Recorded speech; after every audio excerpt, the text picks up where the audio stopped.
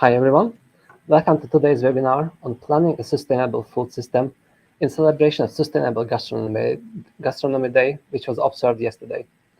We are going to highlight how practice planning can help aid the effort towards a sustainable food system at every step of the food chain, as there are many challenges currently facing the globe in regards to food supply and security. So I'm glad to share that today we are joined by experts from industry, academia, and also policymakers who share their knowledge, experience, and current projects that they are working on in order to address those challenges. So on today's agenda, there are 4 speakers and full panel sessions, as well as a fireside chat with a former agri-food techpreneur who will share his experience with us.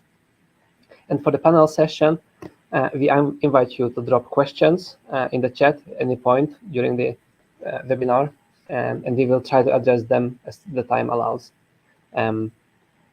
So with that out of the way, I'll try to I introduce you Ife Wakano, our first speaker. She's the founder and CEO of IntelliDigest, who is working tirelessly to make a difference in the food system in any way possible. She loves nature and is passionate about engineering solutions to address environmental and societal challenges. She's leading IntelliDigest on a mission to empower global food sustainability, eliminate food waste, and achieve zero hunger. Dr. Kanu is an Enterprise Fellow of Royal Academy of Engineering and Royal Society of Edinburgh. She is a Fellow of the Royal Society of Arts and an Associate Fellow of UK Higher Education. She is also a champion of the STFC Food Network. With that, I will hand over to Ifeinwa. Hello, thank you very much, Theo, for that fantastic introduction. And I really do welcome everyone to this webinar as we'll recognize the World Sustainable Gastronomy Day. At IntelliDigest, we focus on food system sustainability.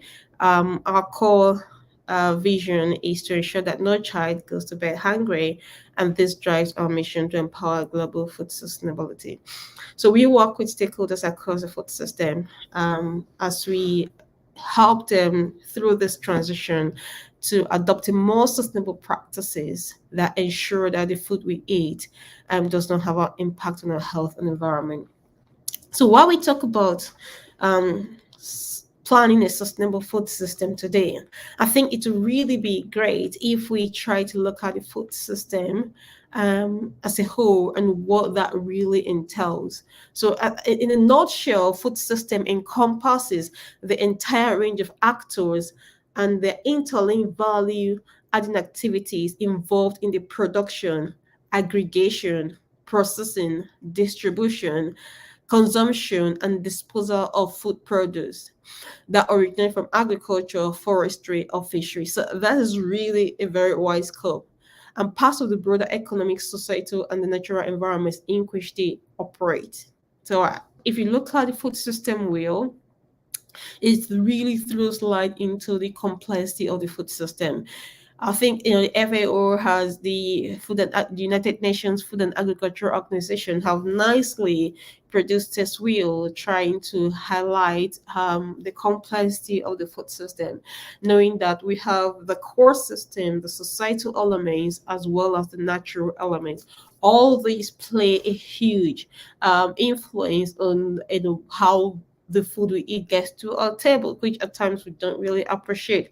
And the important thing about this is that as the food goes through the supply chain to the end of the supply chain, it does also affect in terms of the impact of the food. So, if you have something like a food loss or a food waste at the lower end of the supply chain, the impact is far less compared to when the food is wasted when it is on our plate. That's an entire discussion to have a different day, but I think it's really important to understand and to bring it at this stage to show that the complex in the food system really has is got a key role to play when we are trying to consider planning a sustainable food system.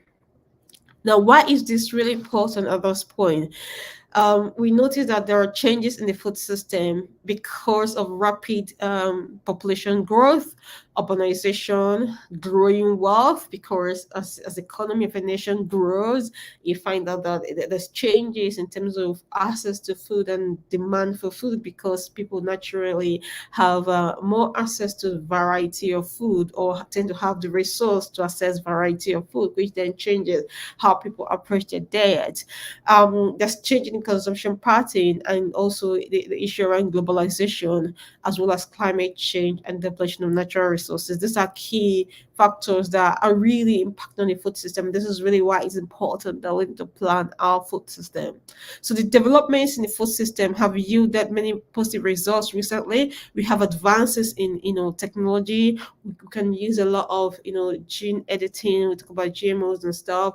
We can use a lot of advanced technologies like photonic sensors, green chemistry, in what we do around the food system, whether in terms of developing different kind of seeds that have got different resistant varieties, or the kind of or making option in terms of understanding the genetics of different animals, and how we explore the genetics to be able to define which ones we want to rear, and which kind of animals we want to improve their production. So there's a lot that advances in technology has enabled us in recent times, and also wider understanding and data sets around different aspects of the food system.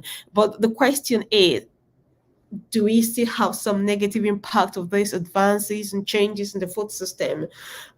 We really understand that these results include expansion of there's been a massive expansion in terms of how we grow food, and also a focus on monocropping, which is really having an adverse impact on the quality of produce that is made available to the wider society. So the associated rapid structural transformations have also resulted in increasing and significant challenges with potentially wide-reaching consequences for the state of food security and nutrition.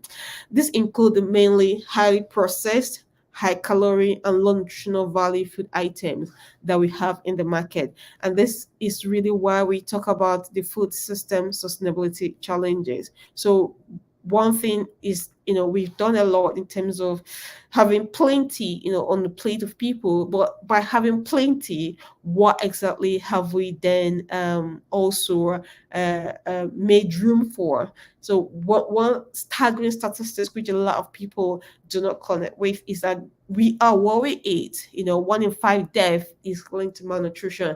What we eat does have a lot of impact on our health, and this really translate to what we call the public health issue, especially with very detrimental impact on our livelihood and also our health. So it's really something that we have to take cognizance of, and really work on how we can reduce the impact of the way we grow food, the way we consume food, reduce its impact on our health. Now, also, we understand that over 1.9 billion people are currently obese or overweight, and this is just one of the key points which I've mentioned earlier in terms of the low nutritional value of food items. So we produce a lot more, but it has less value, and because it produces a lot more, like I did point out, it boils down again to the issues around monocropping and increase in the use of pesticides, increase in the use of modified seeds that has lost value in terms of its natural capacity. So a lot of these plays a role in the food we eat, and how valuable, how nutritious that food is. And if it lacks that nutritional value, then we listen quite a lot in terms of our wider health, and how society improves their health. So I think those are some of the points in terms of food system sustainability challenge. And we also know that over 1.3 billion tons of food we produce for human consumption is currently wasted.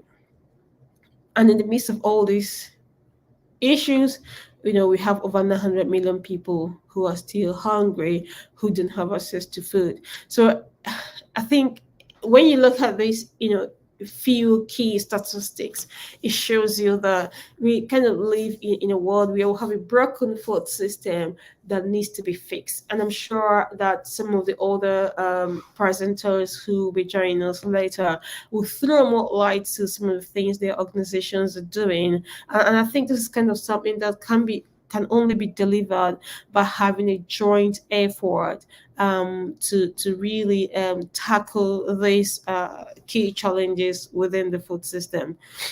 So I think, looking at these issues, it boils down to how do we then address these issues, and how do we then evolve a more sustainable food system by incorporating that key factor of planning. So, and this brings us to the question of how do we plan a sustainable food system. But before we jump into that, I think it's really important for us to understand, we talk about food system wheel, the interaction between the different elements of the food system, the core system, the societal elements, and the natural elements, and how they influence each other in the way food is delivered to our plates. But also, it's important to also look at how do you then define what a sustainable food system? So a sustainable food system is a food system that delivers food security and nutrition for all in such a way that the economic, social, and environmental basis to generate food security and nutrition for future generations are not compromised. Very important. We need to look at what we call the C. So SEE, the social, the environmental, and the economic aspect. So it's core to ensuring that our food system is sustainable. So when we talk about economic aspects, we need to make sure that our farmers are properly compensated for the effort and the work they do, that you provide the right level for the people working in the farm because the farm is able to sustain itself economically.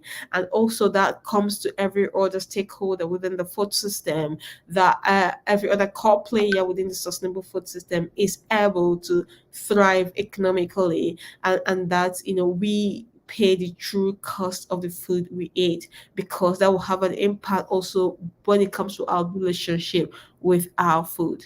And not only the economic aspect of the food, we talk about the social aspect. What is public health? And this is where you have the public health angle of it. So what is the social impact?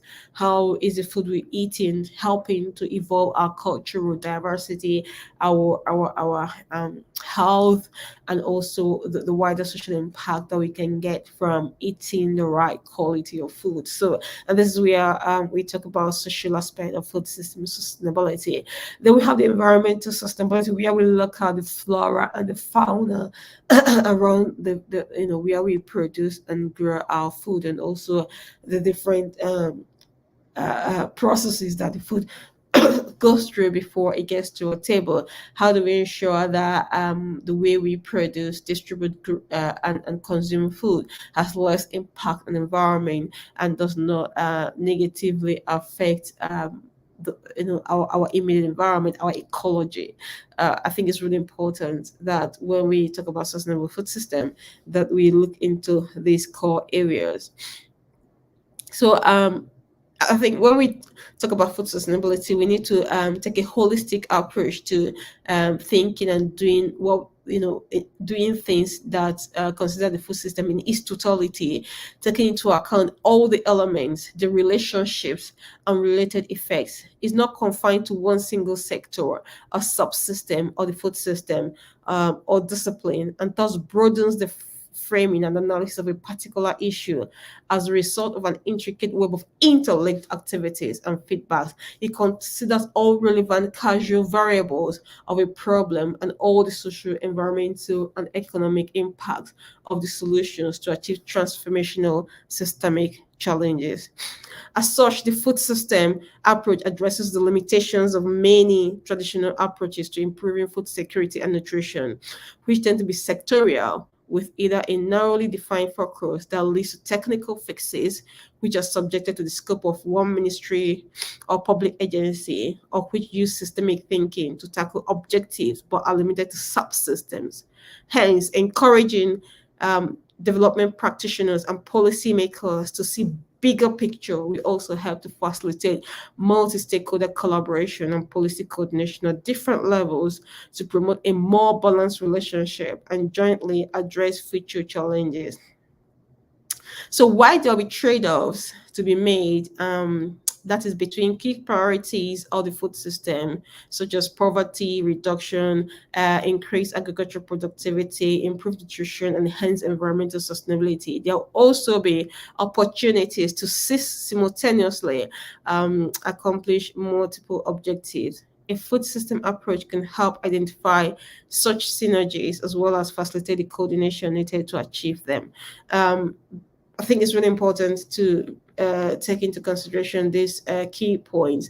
And if we're able to do all those key points rightly, we will be able to achieve a food system that provides healthy diet, prevent and reduce food loss and waste, is able to address and deliver climate neutral food chain, which means that the way the food is moved across the food system mostly results in less impact on the environment, and in most cases the food is far more closer to the end consumer, where we then support a lot of local food production that ends up reducing the mileage of most of the food we consume, which is where we want to be in the future.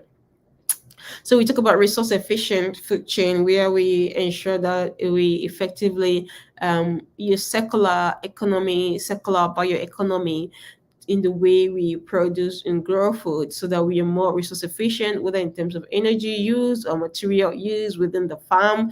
We're thinking through each and every one of this process in a way that is really resource efficient. We want to have an inclusive growth and employment in the food system so that we ensure that even when we use seasonal workers, we are using them in a way that also has got a positive impact on them. They're able to earn the right remuneration for the work they do, and also the farmers who do this work are able to recover good value for the effort they put in the farm. So it's just ensuring inclusive growth, and for the farmers and also for those working in the farm, they have a positive experience within the employment. They have what we call value creation through partnerships. It's about exploring or delivering ways that different stakeholders within the food system can partner to deliver a sustainable food system. So that might include how local food producers are making their food produce available to the local consumers. More importantly, sourcing for good. I think this very much connects with resource efficient food chain, but I think is a key point here that anyone within the food chain should think about how are they sourcing their produce, and are they doing it in a way that's got a positive impact for the society and for the environment, and ultimately we'll come back to the healthy diets, which means that if we do these things right, we will have better produce. We must have adopted more sustainable practices, which moves away from more intensive farming practices to more sustainable practices, whether it's in terms of crop produce, talk about crop rotation, mixed farming, integrated pest management. All these are more sustainable practices. And when it comes to livestock farming, how do we rear our animals for the future, make them more inclusive, make them more adaptable in a way that they can resist a lot of infections and less of use of antibiotics, and also intensive farming practices that we do have today. So all these are really important to evolve in a sustainable food system. And once we're able to do all this, these are the things we aim to achieve. So if we are trying to measure a sustainable food system, these are the key points we expect to be measured, and in how we are doing with regards to these key points, we determine how much we have transitioned to a sustainable food system. Just to mention that these are also the targets by the EU to delivering a sustainable food system, which is currently being worked on the farm to fork policy. So, what is IntelliDigest doing in terms of supporting this food system sustainability? Our vision is a world where no child goes to bed hungry, and this drives our mission to empower global food sustainability. As you can see, we actually do work across the food system, from production to processing to distribution to consumption and disposal. Our key aim is really identifying where the bottlenecks are and trying to dismantle those bottlenecks in a way that doesn't affect the existing players within the food system, but rather support them as they transition to more sustainable practices. So, what do we do in terms of technology innovations? We develop technologies to help the food system. Um, we have what we call the World Food Tracker, which is the eye tracker, and the World Food Tracker can be used by anyone that engages with food, which is fundamentally you and I, and also the players within the food system. The World Food Tracker is a very innovative solution. It's a game-changing solution that's enabling consumers, you and I, to be able to plan our meal. And because we plan our meal, the data sets can help local farmers produce more sustainably. And because they can adopt more sustainable practices, because they know what you want as a consumer, as an end user, then they can plan how they produce these food items for you. And this also helps with with addressing so many of the challenges we have in society today, especially with regards to how to ensure that we improve on the food we eat and our diet and our consumption. So because the consumer is planning their meal, they're having a better insight to what they're eating. So you're not eating on the go, you're thinking about what you're eating, you're planning on what you're eating, you're having a way to monitor and track your nutritional consumption, and you can also improve your diet and what you're eating through the platform. And you also have access to a whole host of consultants if you need help with planning your diet, whether for health issues or for any other issue that's relevant to you. And then the cool thing about all this is that because you're doing all this, more farmers could actually supply exactly those food items. And because they have that prior information, they can plan to do that more sustainably. And more importantly, we can reduce a lot of the pressure on rural communities for food production, because then we can have more decentralized local food production within the urban environment, thereby opening up opportunities for our rural environments to focus on more large scale production for export where it is necessary, or for other improvements within the rural environment where we want to see more development within a rural sector, and not subjecting our rural sector as a farming environment, but really bringing our rural sectors to life so that people can actually live anywhere, and also reduce pressure on migration to urban centers. So there's quite a lot of benefit with this approach, or kind of systemic food system approach thinking, which really helps not just the end user improving their nutrient consumption and attitude to food, but also helping the wider society with improving the ecosystem and supporting the farmers to produce in a very sustainable way, reducing also the supply, the food chain in terms of mileage, because more food are produced locally to meet the demands of local consumers and local end users.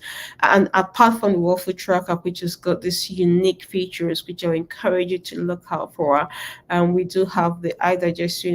This is a robot bio-upcycler, and it can be put anywhere the food waste is produced, in households, in restaurants, in virtually anywhere, canteens, and it helps recover bionutrients from food waste to use back into food production, overall improving the wider ecosystem. And we also have a system, the iSaver, that enhances the life cycle, the lifespan of the food item, the fresh produce, so that we don't have food going away easily, and also help to ease the distribution of food within local environments. So those are the one of the key, produce we want to highlight today. We also have a lot of work we're doing with farmers, looking at how the food is produced and how we can automate a lot of the processes, especially with when you talk about low scale food production and moving away from large scale monocropping. There's a lot of gap in terms of availability of technology to adapt to this system of farming. So those are the kind of things we're also working with the farmers to evolve. And also, one of the key things we want to see through those developments is that more people can engage with food system and food production, and really bringing in technology to advance that, having this planned food system. Just like the way if you want to build your house, you don't just set up bricks. You have to make a design of your house plan. You have to ensure that your house is properly designed to meet the load it's going to be and everything, and the reinforcements are well calculated. The same way, this is what we're doing within the food system. We're helping to design future food system in such a way that the technology can be applied to it to improve wider engagement, especially for the young people to engage with the food system. Think about being able to automate the growing of your vegetables and fruits within your premises in the future. Um, these are the things we want to evolve so that your food waste which you generate in your house can be used back in producing food locally within your environment, so you can select those key fruits and veg that you really need in terms of daily consumption, and you'll be able to automate that process of producing. So those are the areas we're looking at, and trying to evolve new ways of ensuring that we meet our nutritional gap, we get good food available to more people in the future. It reduces the strain on the wider food production system, and it also enables more players to be able to participate within the food system, especially for young people who really want to be part of the food system, but they cannot imagine themselves being existing food producers and being going to till the soil and do the hard work. We want to ensure that technology advances can help us engage with them and deliver that. And that is why we run the Food System Sustainability Program. And we also have the Global Agri-Food Techpreneur Program, which engages young people to think about solving food system sustainability challenges within their countries. I will encourage you to check our website, look out for these different programs that we have, the Plan to Save campaign, the master classes on food system sustainability, and the Food Industry Sustainability Index, which is a very powerful tool for those who want to measure, monitor their sustainability profile within the food system. It's very important to be able to showcase this and help people understand what you're doing and how you deliver value within the food system. We also work with a lot of international organizations and research institutions as part of our product development. If you're interested in working with us, we encourage you to get in touch because we want to continue to advance food system sustainability. Thank you so much for being part of the discussion today. We are going to feed over 10 billion people by 2050. We don't want to wait till 2050.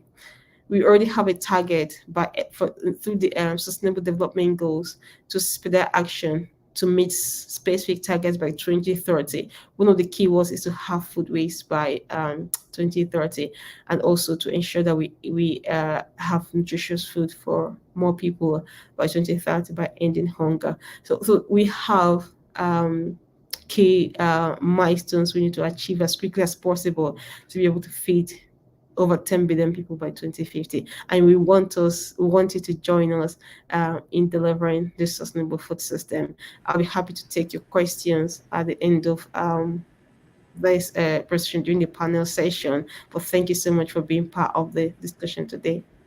Yeah, thank you for the interesting points that you raised, Ife. I think getting farming exciting again for younger generation is definitely a big challenge, although it's an important one to succeed in. But yeah. Thank you. I would also like to remind everyone to please ask questions. And then also one more thing that I wanted to touch upon is that the presentations will be shared with people that sign up for the webinar later in a secure format. So you don't have to worry about that. Yeah, but with that, I will go on to our next speaker, Lilian Dungu, if I pronounce it properly. I'm sorry if I don't. She's an accomplished digital agriculture and transformation expert with over 14 years of experience in climate resilience, agriculture, food security, policy development, research, and sustainable development. She has provided strategic advisory, programming, and technical support in various capacities to inform the design and implementation of digitally enabled innovations aimed at improving the productivity and resilience of smallholder farmers and government functions in Africa. Lilian has a deep understanding of the challenges facing smallholder farmers and has been instrumental in developing policies and programs that support their needs. With that, I would like to hand over to her. Hi, Lilian. Hello, and hello everyone. Glad, thank you for a very wonderful introduction. And I want to go directly to my presentation on what I think is a wholesome approach to sustainable food systems. And I'll start with a background that, the world, we're already experiencing inflation. And if you think about the Ukraine war, I personally, at the time when this was starting, I did not expect the kind of impact that the war had on Africa, and especially disruptions in food markets. We've seen a huge increase in food prices, lack of access to fertilizer. And, this is in the face of a population that is already being affected or already sensitive to the changes in climate. And we find that, the population is already trying to cope, albeit differently. So in the face of these challenges, what I propose is a three-pronged approach to improving our food systems, starting with the role of technology. Given my background, this is the first thing. And technology can play a huge role in the way that we innovate and improve the way we manage our food systems. We have a lot of smart digital technologies that have already been talked about that can support us to plan in advance and even optimize the ingredients that we have at home to make sure that we are reducing wastage at home, and also with the capability of using technologies for value addition and extending the shelf life of perishable products. But technology also provides a chance to optimize our management of food supply and demand from high production areas to low production areas. We've seen the use of blockchain to support value chains from delivery. We've seen value chain traceability being used to support monitoring of produce from where it's being produced to the point where it gets to the market, but to also optimize access to opportunities such as markets for farmers. And so technology can be used to reduce inequalities and to help farmers especially to put their products into the market. And I think that we cannot talk about sustainable food systems without talking about the role of government. And government should take the lead in promoting sustainable practices. In some countries in Africa, we're already seeing a promotion of kitchen gardens and urban farming. But, even in areas where land is limited, technologies such as hydroponics and aquaponics are supporting production of food.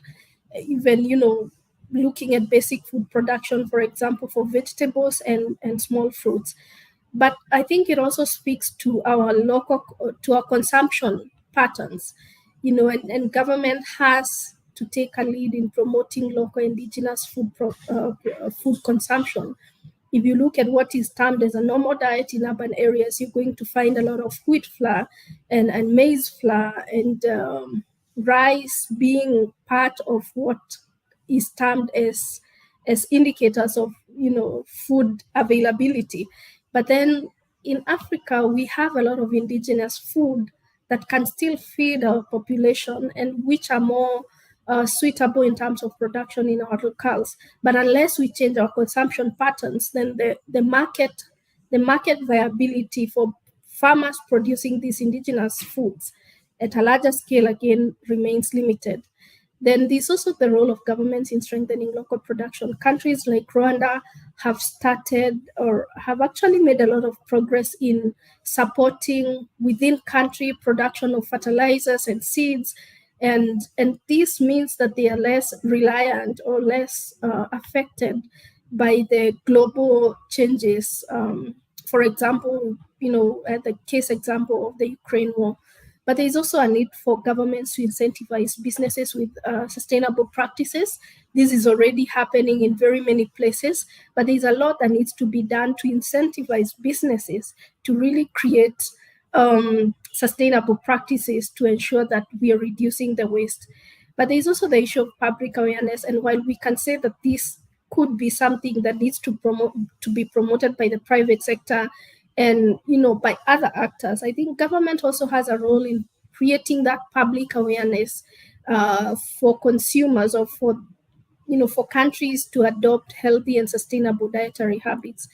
And when we move over to the households, there's a lot that can be done. And if you look at the statistics, I was looking at the statistics, and $1 trillion worth of food are wasted or lost every year. And in Africa, there is a lot of food that is lost after the farmers actually, get to the end of the production cycle. This is estimated at around 40% in Africa. So 40% of the food that farmers grow is actually lost after they've produced it. So post-harvest, between the farm to fork dynamics, once the food is produced, the value addition of post-processing and post-harvest handling, the logistics of getting that food to the market and getting that food to the consumer and on their plate, that is where a lot of the losses are held. And so ideally, even if we want to do nothing except improve our post-harvest from farm to the fork management of food, by strengthening value addition to increase shelf life, but also in strengthening the culture within households so that there's mindful consumption. And Dr. Kano has already talked about this, but conscious consumption, adopting a clear your plate approach, innovating the reuse of scraps, and adding more indigenous foods to our diet, and also cultural changes are some of the things that we can do. But there are also other things that can be done within the household. If you look at our biases when we go to the market, you tend to choose, the most appealing foods, and so the most appealing produce. And so this creates a supply problem because we need to start considering less than perfect produce because we only want to buy the perfect produce. And this contributes to the amount of food that is being lost. And the concept of clearing your plate does not really apply just in our homes, even in hotels. I think there is a lot that can be done within the value chains, especially institutions that are producing or, the hotel industry and any other institution that is, doing catering for food, to make sure that they have a way to reduce the amount of wastage that happens. If you look at our countries, you're going to find that there is a lot of produce going bad within the supermarkets. If you go to a market, the dump field will be filled with a lot of food that is being wasted. If you go to your household and you look at your dustbin, there are a lot of scraps. There's a lot of food that goes bad during preparation or during storage or during consumption. And so it's a call for us to change and to improve the way we consume and the way we purchase. And right now, we also have many apps that are supporting us to plan. If you go to the internet, there are apps that allow you to put in the ingredients that you have and help you figure out the best, the possible meals that you can make with what you have. And if we are conscious about the way we we purchase and consume and approach level, food related cultures, then there's a lot that we can do to reduce the amount of wastage. And I've seen a specific case where hotels or food chains are putting a bin where you can put food that is untouched, that is that you're not going to eat, in a place where it can be shared with the less fortunate. And others have set up donation boxes for food, including in supermarkets, where you can buy something and donate so that it goes to the less fortunate. So there are a lot of efforts, but a lot of incentives are also needed so that we move from a pattern of mindlessness in terms of post-harvest management, in terms of consumption, in terms of reuse, and in terms of how we are planning our lives, and how we are being mindful in our consumption patterns. So there's a lot that can be done, and I feel that what I've covered is the three key actors, that is the government and the household, and I've also talked a bit about the institutions and also the role of technology in supporting us to be more mindful and to create a culture that supports or helps to reduce these post-harvest losses. So I would like to stop there and hand over to the session moderator. Thank you. Yeah. Thanks, Lilian. Thanks for the insight as well. Please stay on because we are going into the panel section just now. Okay. Yeah, there is Ifan as well.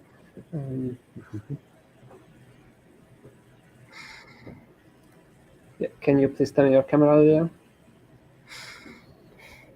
Thanks. So yeah, it has been a quite informative presentation from both of you, I think. I'm yet to see some questions from the comments, but I have some prepared of my own. So I guess I will go with you, Lilian, first. How do you think proactive planning can aid in achieving and maintaining a sustainable food system?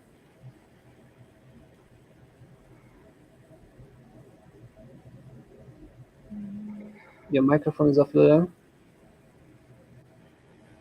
Sorry, did you direct a question to me? Yes, I was asking how do you think proactive planning can aid in achieving and maintaining a sustainable food system?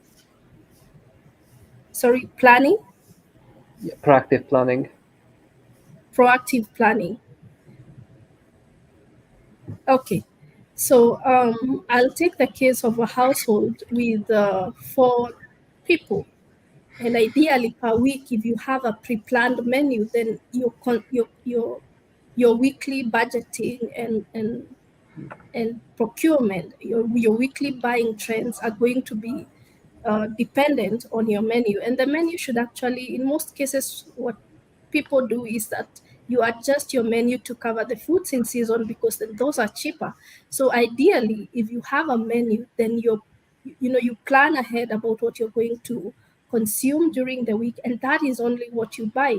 But when you don't have a menu or any plan, then your consumption patterns during the week are actually even more costly. They're not cost effective. And when you buy in bulk for a week, then you're also reducing the costs that you would incur normally to buy your food.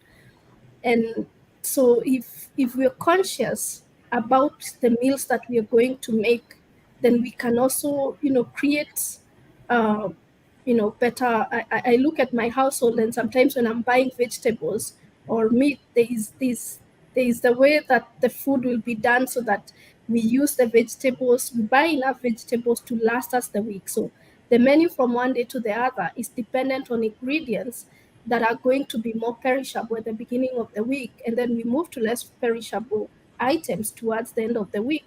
And so by optimizing the household menu, then I'm also saving on cost.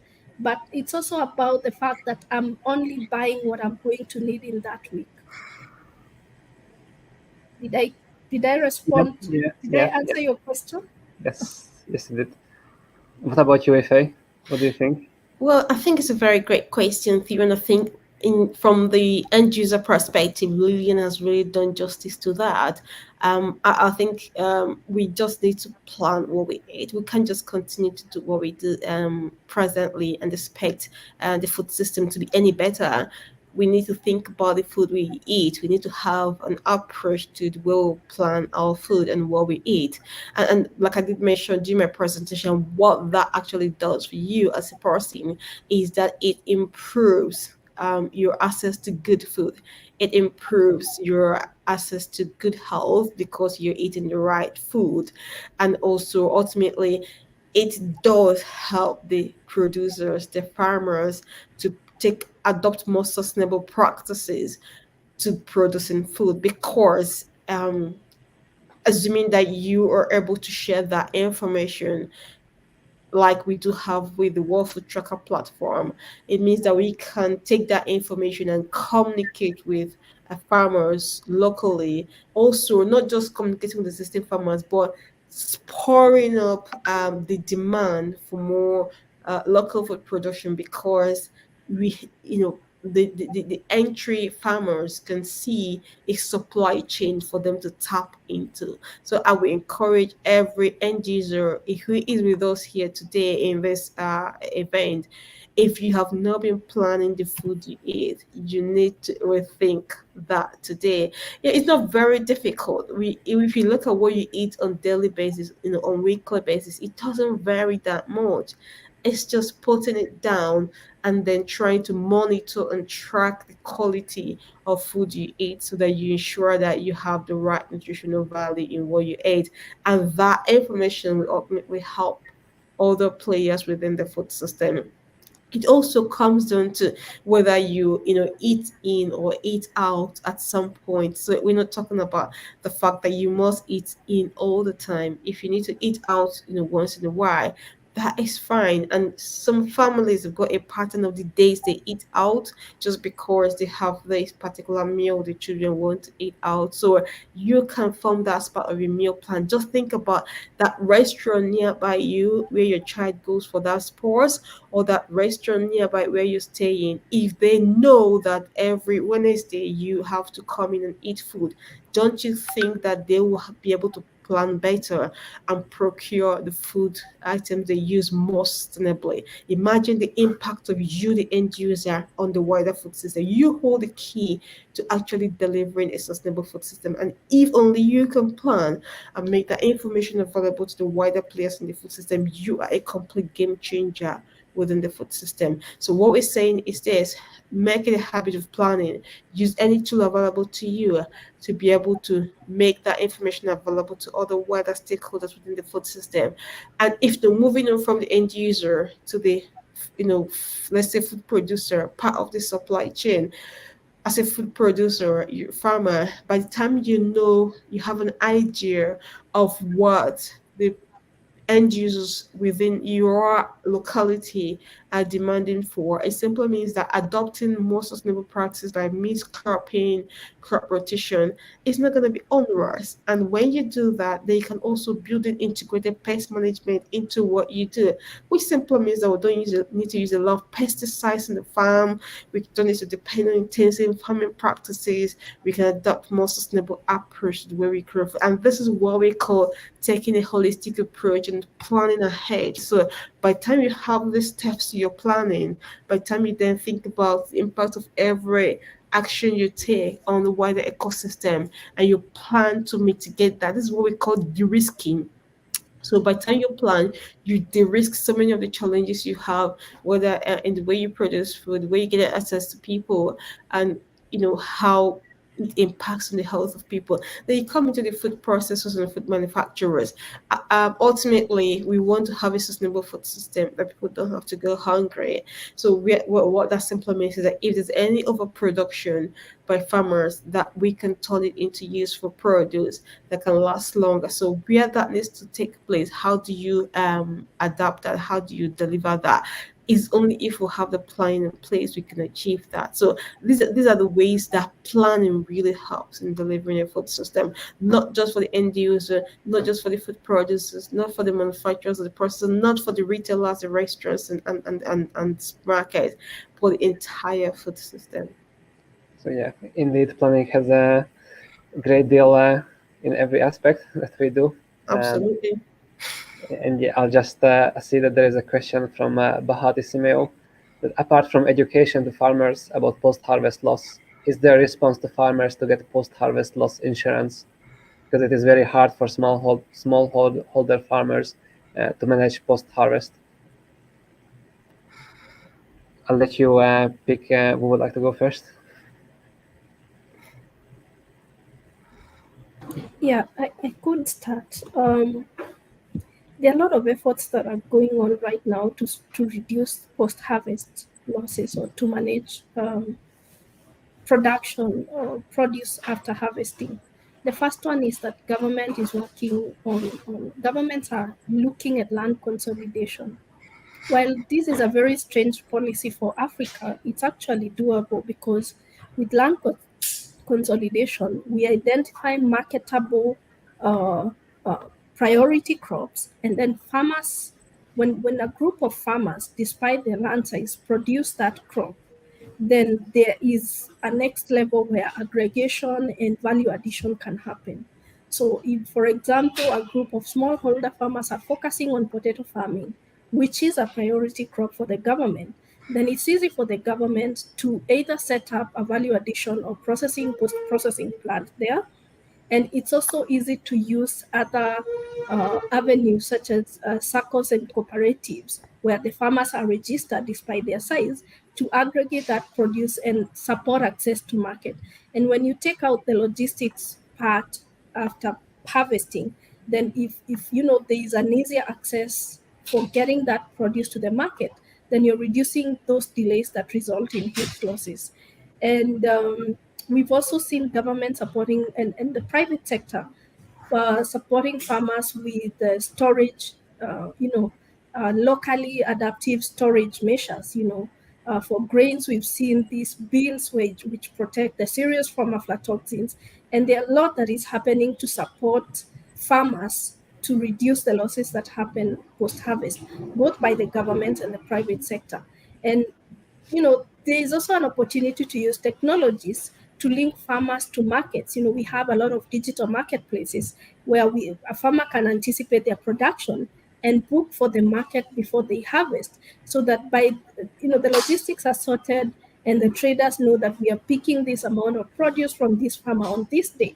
So the farmer harvests and they don't have to store, because the trader then picks that produce from the market. So with technology and even just phone connectivity, there's a lot that is happening to improve the linkages between farmers and traders or markets, to store products, to aggregate. In Rwanda, for example, the government is also working on strengthening their storage and warehouses and cold chains, so that there's easier storage. There are investments to make sure that there are storages that are accessible to a collective group of farmers. So I think those are many of the measures that are happening. I'll hand over in case there are other comments. Well, fantastic.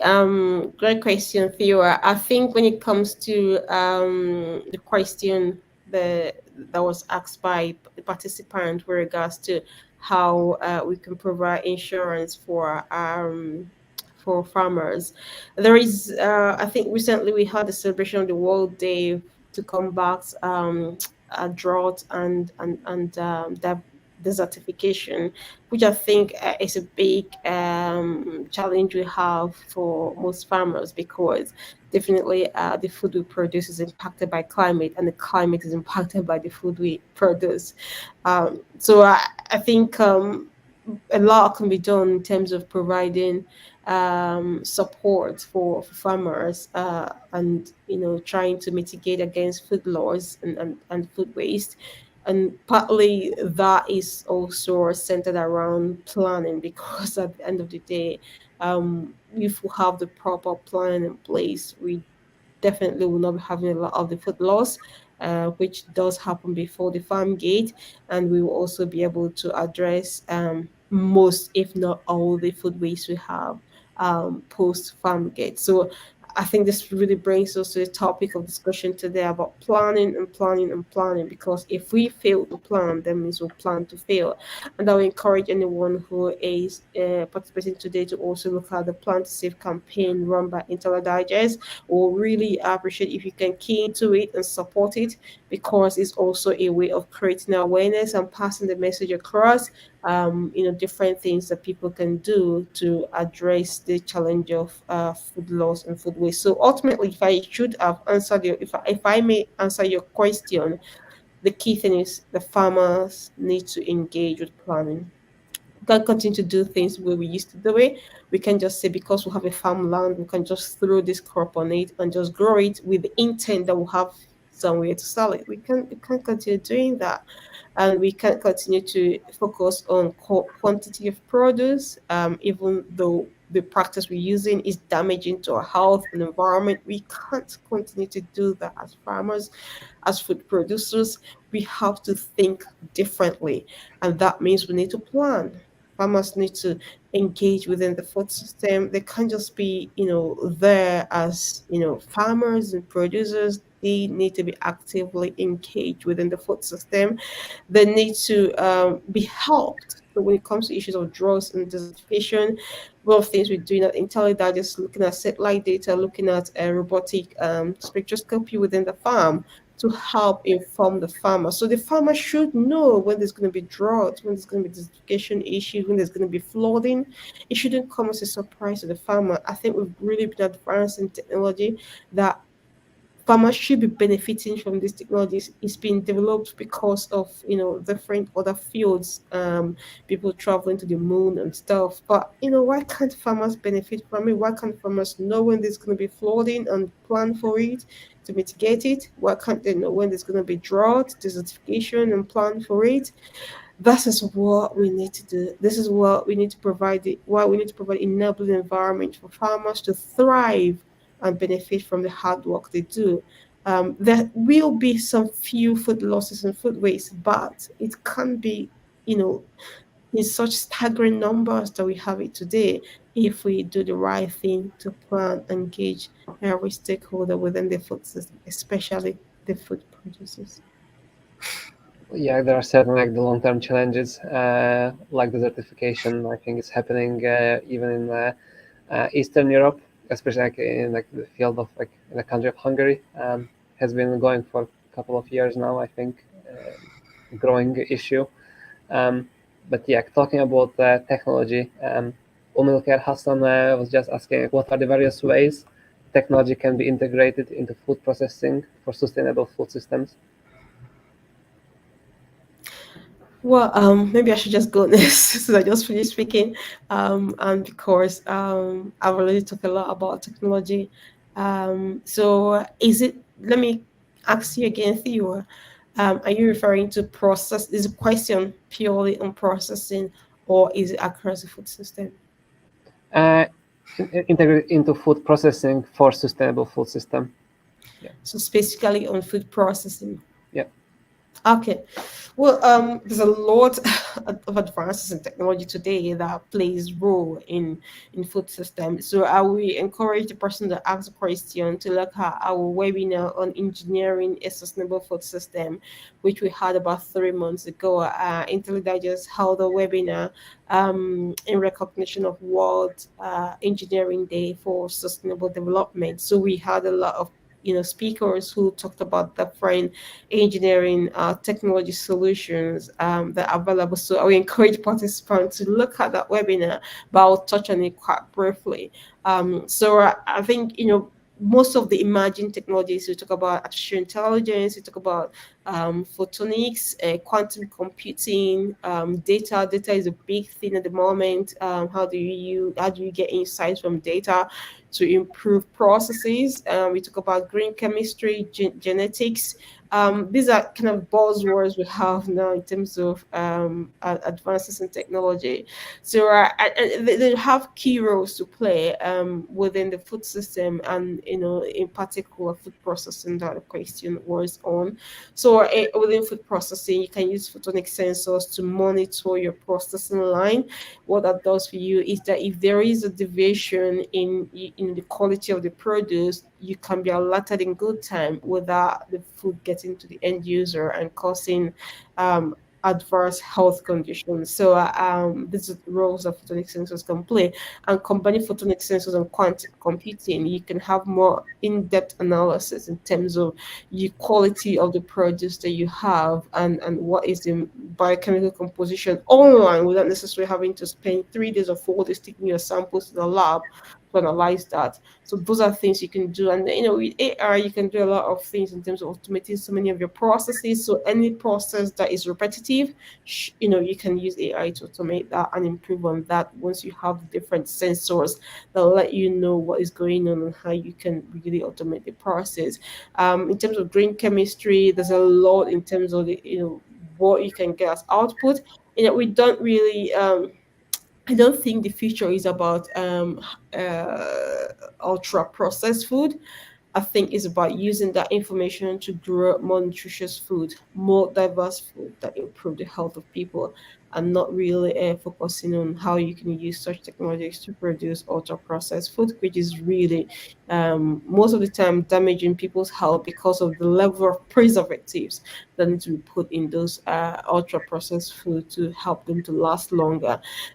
Mostly when the producers produce them, they produce them quantifying that particular produce and the preservatives used in them, but not really when you then accumulate the quantity of preservatives or other materials, both for emulsification purposes and for aesthetic purposes, that be added into that food item compared to eating a number of such food items, then that adds up quite quickly to have an adverse impact on your health. So what we try to focus on is moving away from ultra processed food, and when you're using advanced technologies such as green chemistry, how they use that to improve growing or selecting varieties of food crops in such a way that they have higher resistance, they have high nutritional value, and they can produce to improve the health of people. So I suppose in a way it's using technology to reduce the amount of processing that takes place within the food system. Absolutely. I don't know if Lillian wants to say something about it.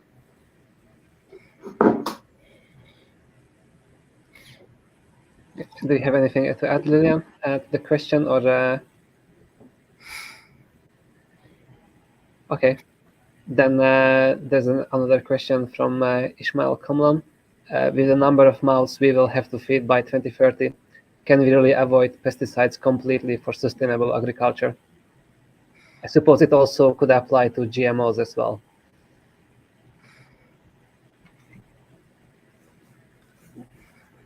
Would you like to go first, Lillian? I think that's a very it's a wide question, because I don't think that it's really just about avoiding pesticides. As you've mentioned, there are a lot of technologies and solutions that are emerging as in a bid to increase production to feed the growing population. But if I can speak to pesticides, I think there are a lot of biochemicals that can be used to support organic production.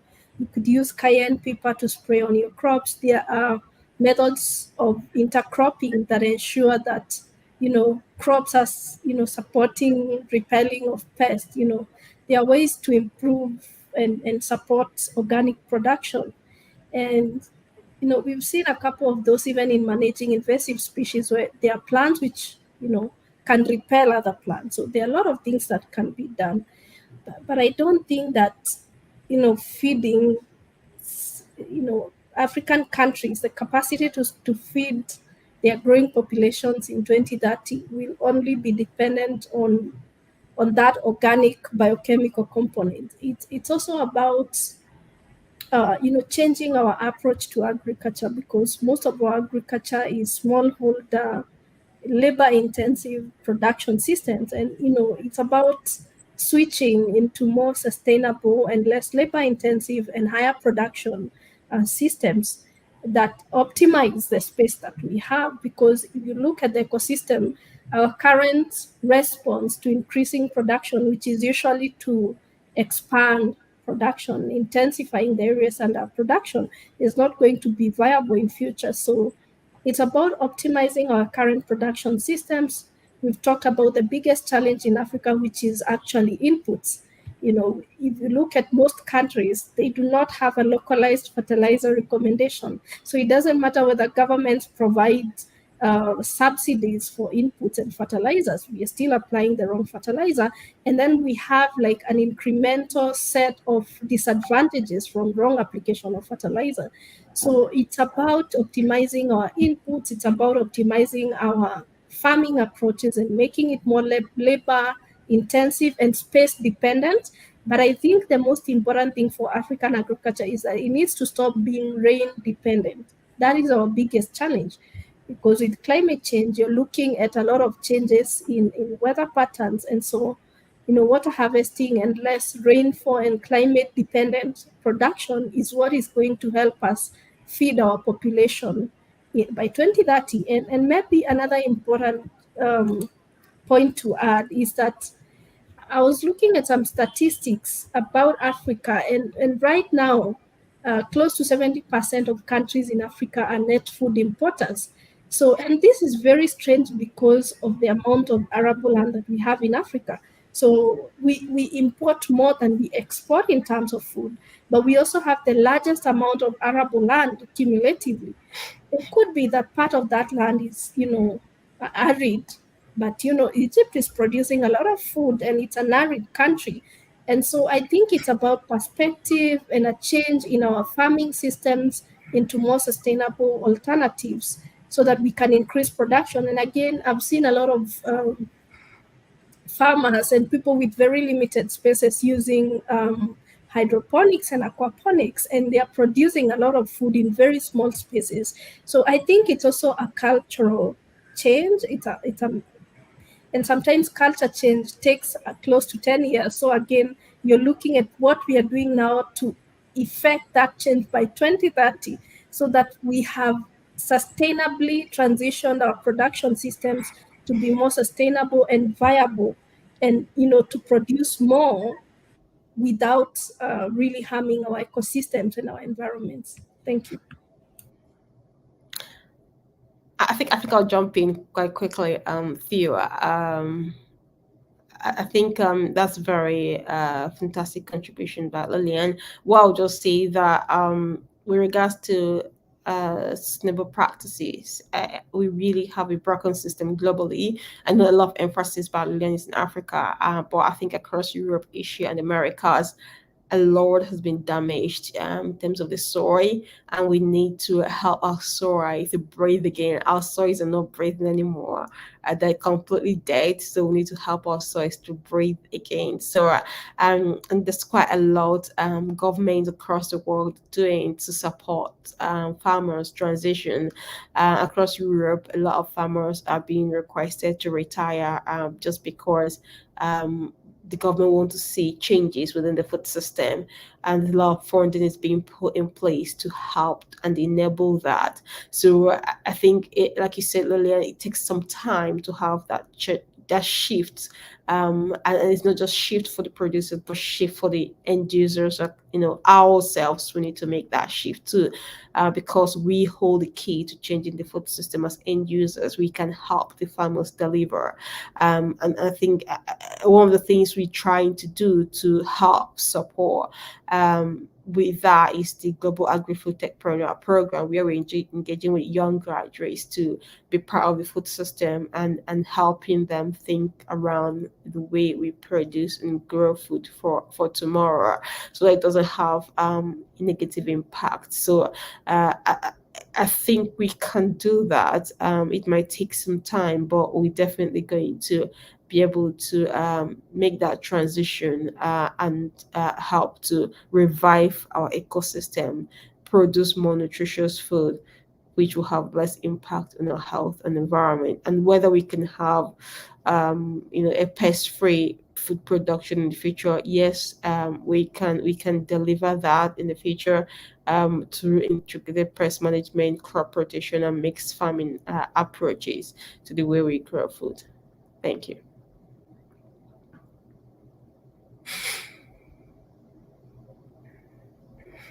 Yeah, attitude change is certainly a difficult process to achieve.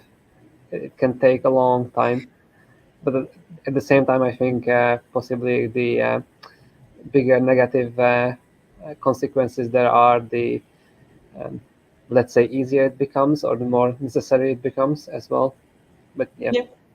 there's also a question from Christian asking, how does measuring in our food use at home achieve um, achieve an impact in climate change?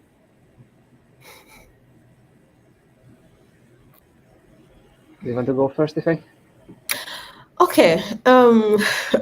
Absolutely. There's a lot that we can achieve. Like I did say earlier, the end users, we as consumers, do have the key to changing the food system, and we cannot change something we cannot measure.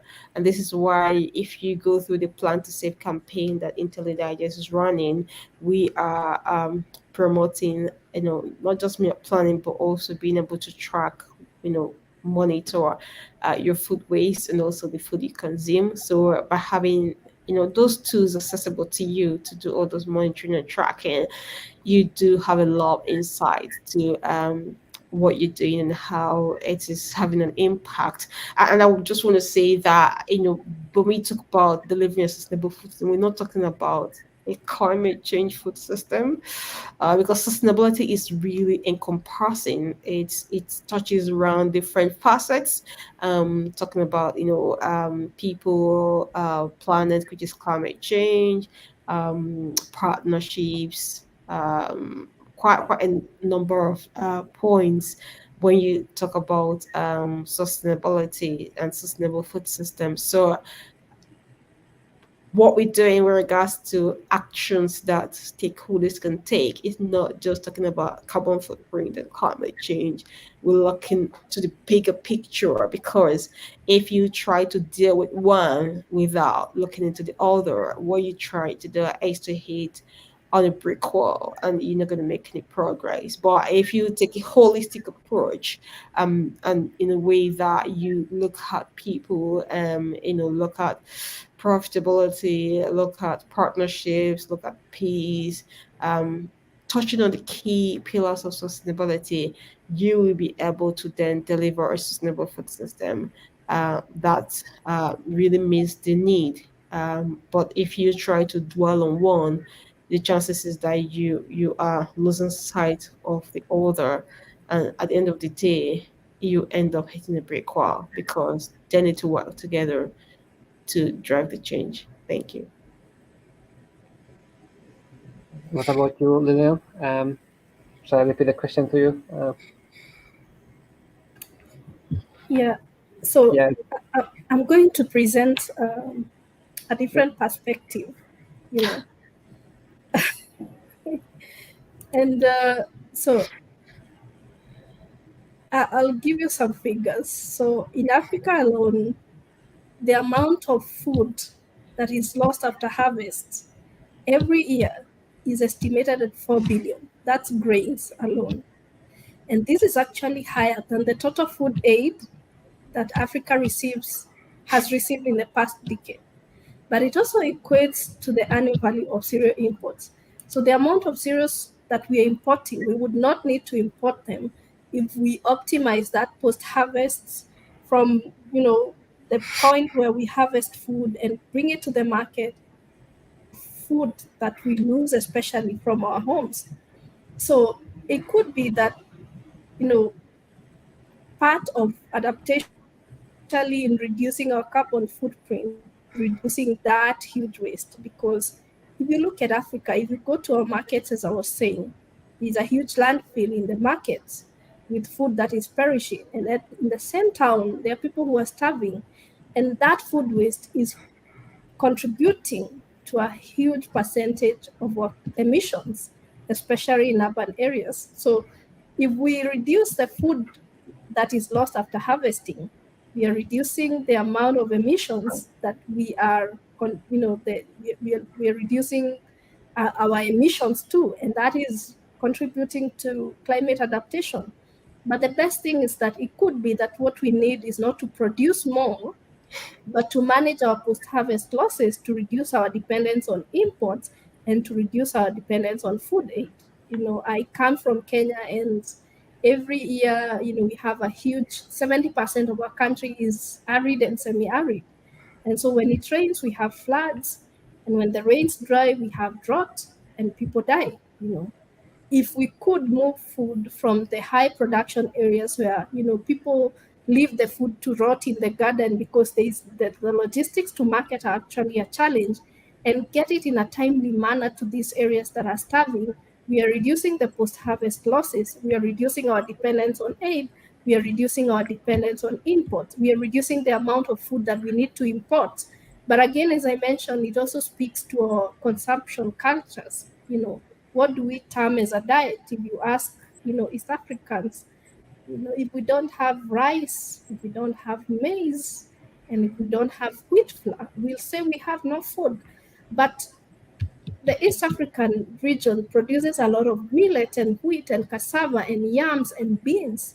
And yet, because of, I don't know, the changes, has become more modernized, then we do not count those as the main sources of food. So it's a very interconnected circle, and each of these components are feeding into each other and contributing to either increasing our emissions and reducing our capacity to cope in a changing climate, and reducing our capacity to feed our families.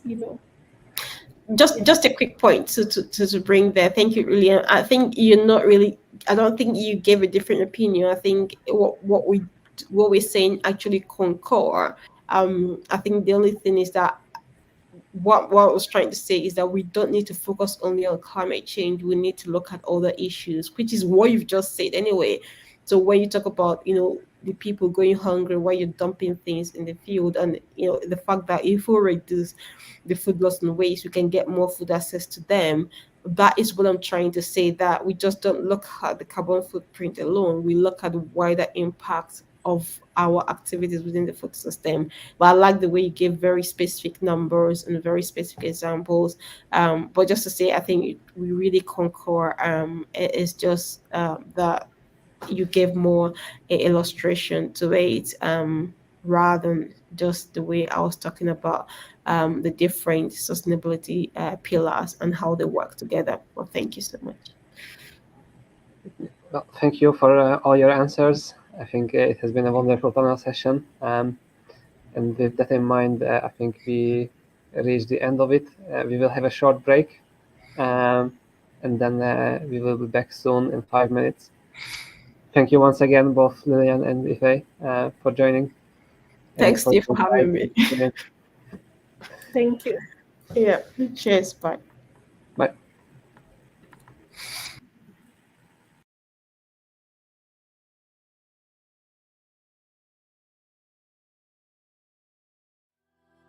Did you know 1 in 5 deaths every year is linked to malnutrition?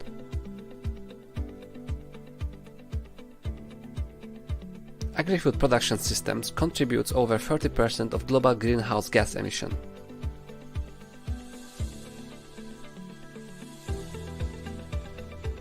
And we waste over 1.3 billion tons of food every year. While we waste a greater part of our time shopping for food we do not need and growing food that we end up wasting. These are some of the biggest food sustainability problems facing the planet today. But it's become easy just to say, what can I do? This is where the World Food Tracker comes in. Through the World Food Tracker, it has now become easier for you to plan to save. By planning your food diary on the World Food Tracker, you will discover locally produced food that nourishes your body and improves your health with zero impact on the environment. And here's how it works. You make your food diary using recipes from the World Food Tracker. And the World Food Tracker will use your recipe details to identify the food items you will use in the meal preparation, then provide you an insight on nutrient composition of the food and the shopping list.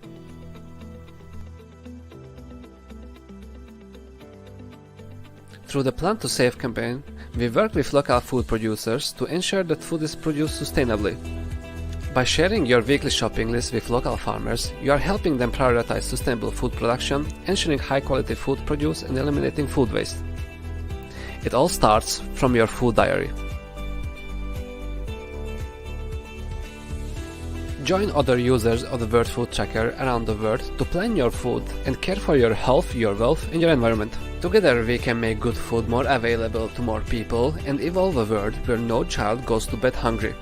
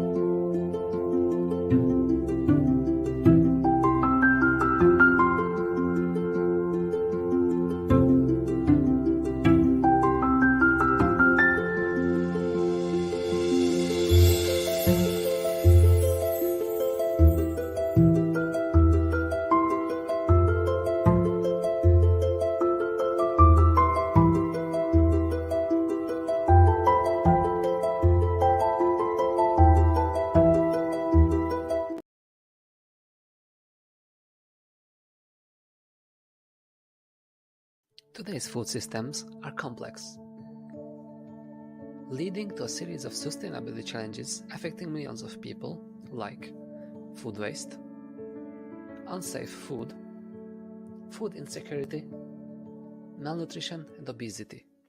So are you ready to take direct action? If so, then the Food System Sustainability Program might be just for you. It includes online masterclasses where you can learn about new trends and tools, monthly mastermind sessions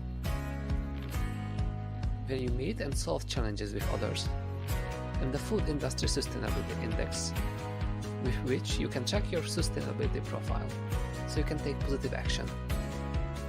Become a member today.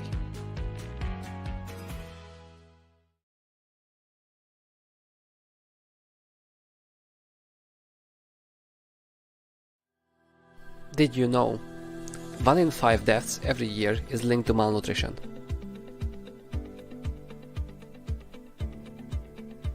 Agri-food production systems contributes over 30% of global greenhouse gas emission.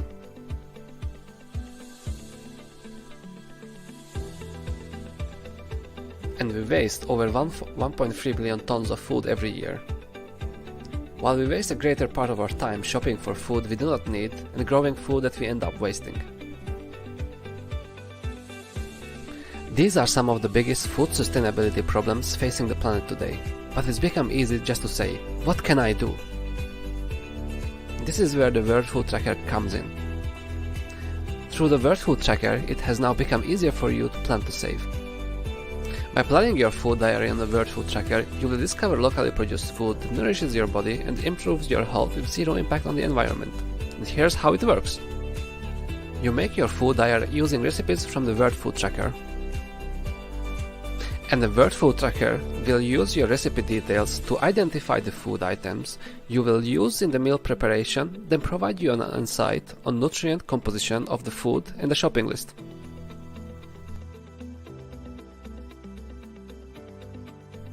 Through the Plan to Save campaign, we work with local food producers to ensure that food is produced sustainably.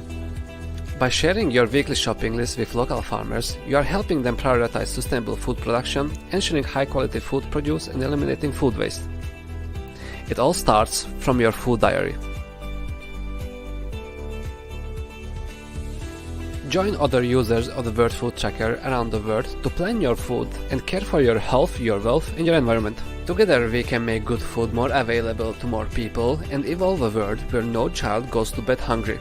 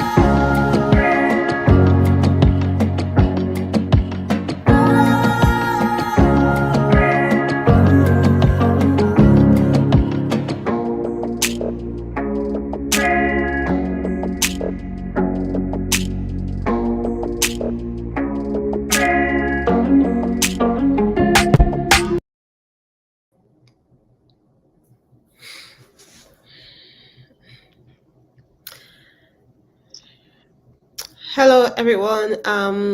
Thank you very much for staying on the webinar with us. We are very pleased to have this fireside chat with Olumide Esan, who is an alumni of the Global Agri-Food Techpreneur Program. Just a quick highlight of the Global Agri-Food Techpreneur Program. This is a global sustainability business development program designed to last for 12 months. The Global Agri-Food Techpreneur Program is focused on supporting young graduates to engage in addressing key food sustainability challenges in their countries to improve food production and distribution, end hunger, end obesity and malnutrition while preventing food waste. Our priority is empower sustainable local food production and distribution. So how does the Global Agri-Food Techpreneur program work? Each year, young graduates are invited to submit an application about a food system challenge in their country and their solution to addressing it. Based on that, we select qualified proposals. As you can see in the last video, that is the 2023 cohort. We had over 600 applications for that program, and we are actively engaging with selected candidates. Olumide engaged with the last cohort where we had over 100 applications. So it has continued to grow over the year, and we want to see that increasing in the coming year. So in this fireside chat, I would like Olumide to please introduce himself and also talk about the values that you felt the Global Agri-Food Techpreneur program was able to deliver for you. So introduce yourself and Thank your you business. for this. Thank you very much for this opportunity. My name is Olumide Eson, the founder, chief executive, Olumide Eson Multiventures, Nigeria. I'm an author as well as a publisher. The agricultural division of our organization has been designed as a finance and marketing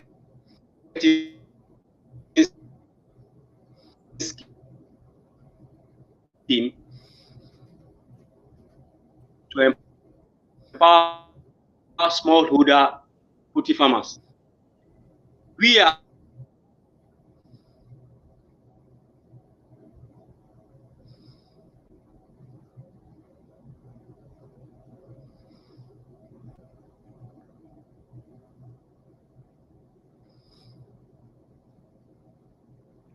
I think we're having some network challenges with Olumide making the introduction there. So while we are waiting for him to probably rejoin the discussion, I will carry on to highlight the Global Agri-Food Tech program and what we do with that. So I think one of the key things we focus on when it comes to Global Agri-Food program is to support young graduates to engage with food system sustainability challenges in their country. So by doing this alone, it is really helping to create awareness within the young people that they've got great potential, and also helps them to start thinking about how they can be the transformational leaders within their countries to be able to address these challenges, and how they can support the food system as it transitions. And we are pleased to be supported by different organizations across the globe to work with them as we deliver the solution.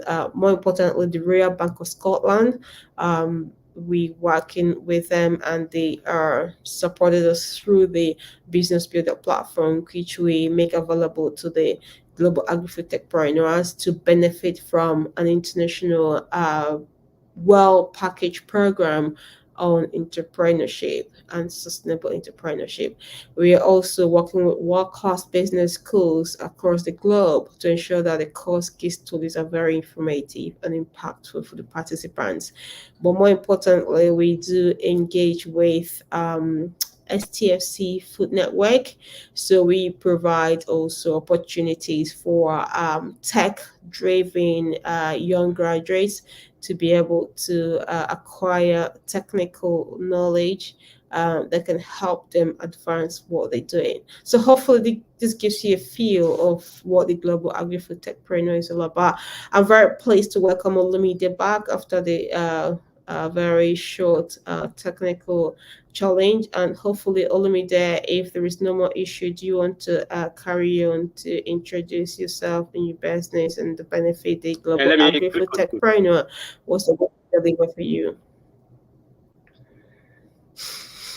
My major contribution while participating in community food activities is that we have continued to encourage and engage young graduates to work with so as to drive the needed change together to reduce hunger and malnutrition, and at the same time reduce poverty and unemployment in Nigeria. We have continued to encourage these young graduates to have a growth mindset. Those are part of what we did last year. And many of them who believe they have no hope, who believe they have a bleak future, they are beginning to believe themselves. If we are able to secure funding for a project, which has been a major challenge, to acquire the equipment we need, the major one we need is a chicken processing plant. We are sure that we'll be able to impact more people who will be very willing to join us to take the food system to a much higher level in Nigeria. These young graduates we are working with, we want to group them into producers clusters, like 20 in each cooperative group. Now, we expect these farmers to produce broiler chickens of 6 weeks, then they take it to us. We take the chickens as off-takers. We process and we market. Then after we market, we pay the farmers. We have ready-made market for our products. One of the big eateries here is Inside Food. The owner is a co-landlord in my community. Where we attend landlord association meeting every 2 weeks. We had one last Saturday. Oh, my own younger sister also runs a restaurant in the Ajayi Crowther University, where she sells food to students and staff alike. We have also continued to develop and grow relationships with other frozen food operators in town. And of course, with time, we continue to develop and look for more people. Now, our partners who are willing to join us, we have Radiant Farms. Radiant Farms is into cooperatives and is coming in to join us to be able to provide finance for our farmers. We also have Crowning Farms. Crowning Farms is into archery. You'll be supplying our farmers with AO chicks.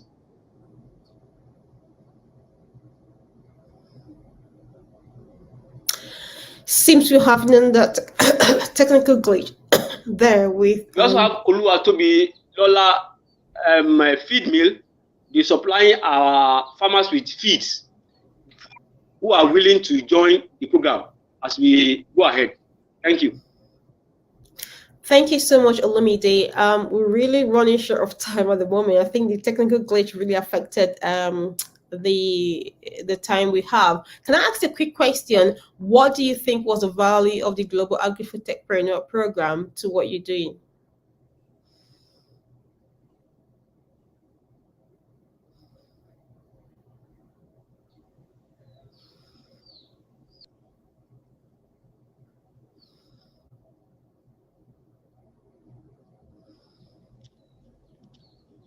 What was the benefit for you participating in the Global Agri-Food Techpreneur program? It exposed me to things I do not know before. I was able to meet other people of the food system.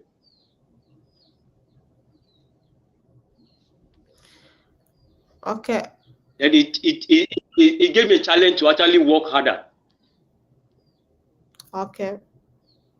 Great. In terms of your ability to engage with the market, ability to think about sustainability of what you're doing, was the Global Agri-Food Techpreneur program useful for you in that regards? It was actually useful. Of course, that was what made me to actually engage with those who are likely to adopt our solution, and of course discuss with other partners and maybe suppliers who are willing to join the program. The Global Agri-Food Tech Video program actually opened our eyes to those areas. Fantastic. Thank you very And much. those things people believe is not possible. The Global Agri-Food Tech Video program actually opened our eyes to it. Great. Thank you very much, Olumide. I think those are the things we want to see participants being able to benefit from. In a nutshell, what your business does is to be an anchor point to different chicken producers within your locality so that you can then help them to get to the market. I think we help them. Is a fantastic proposal. To income. Yes, it's a fantastic project which is delivering value for the local consumers as well as also local workforce, because then you're creating employment, you're empowering more people, and this is just what we want to achieve, a combined effort with participants of the Global Agri-Food Techpreneur to deliver local value that drives a lot of impact. Thank you so much, Olumide, for joining us today. I think we need to draw it to a conclusion here so that we can also progress the rest of the webinar. But thank you for joining us. Really appreciate that. Thank you, Olumide. I'll take over again and go on to our second session, or second part of our webinar. I would like to introduce you, Tom Fitzpatrick. He's been interested in food and farming for many years. However, as he did not come from a farming background, he perceived it as a sector which was quite hard to get into. But after studying geology at university, he completed a seasonal job on a mixed farm in England. This position consolidated his love for the food and farming sector, and he later found a permanent position in agriculture. Tom Fitzpatrick now is the farm manager at Craigie's Farm, a pick-your-own farm in Scotland, primarily growing strawberries, raspberries, and pumpkins. And with that, I would like to hand over to Tom. Hi, Tom. Hi, thanks very much for introducing me and giving me this opportunity to talk today. It's thanks for joining. Great to have a chance to talk about planning a sustainable food system, especially as we've got people from chefs and the supply chain and also farmers. And so just to give you, a brief overview of who I am and what I do today and where I'm working.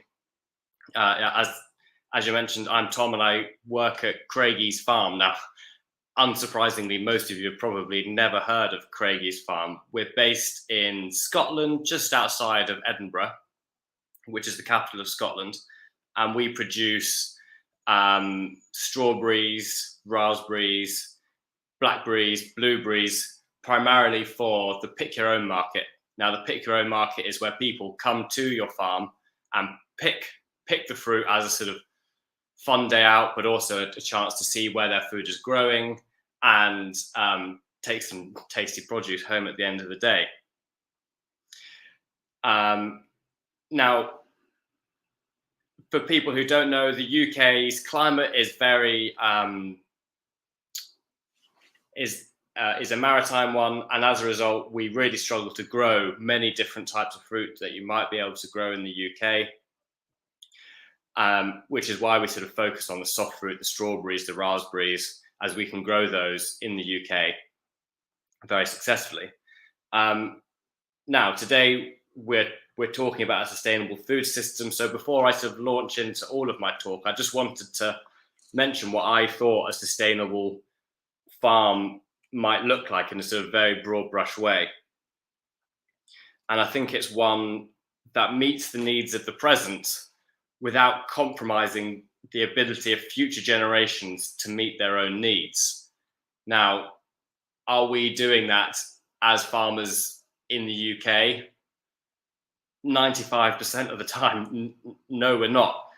And why we're not, I'll go into a minute.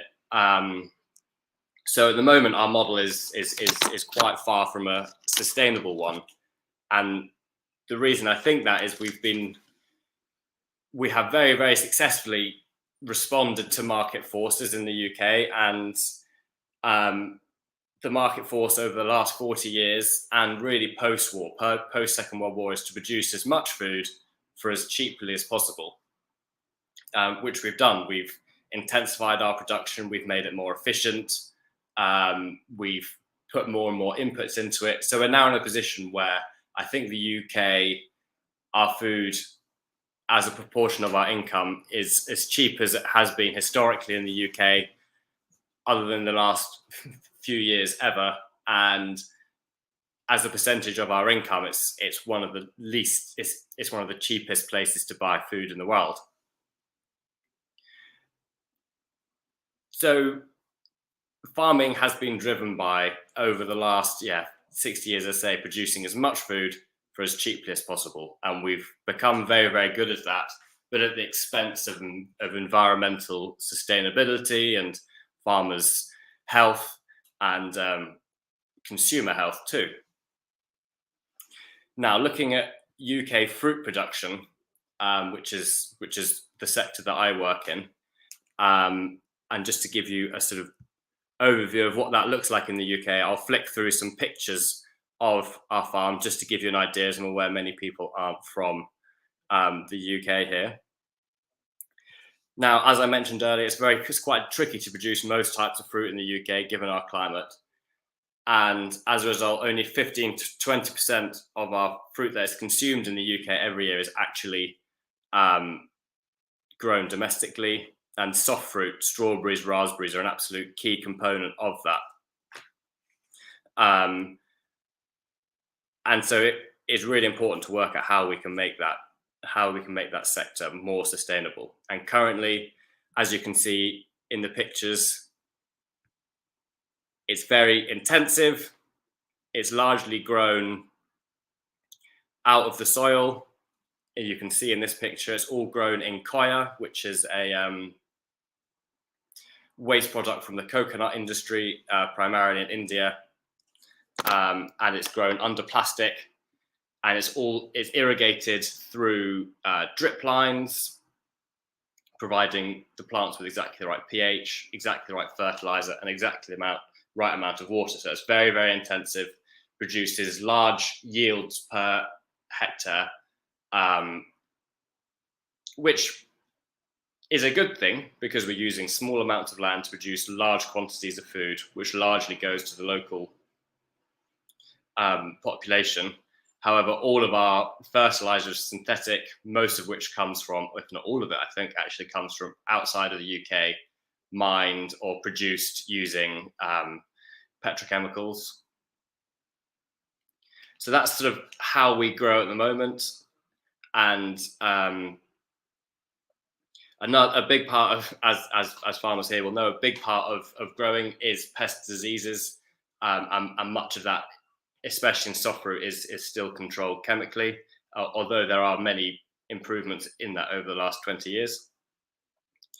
And who do we supply as a farm?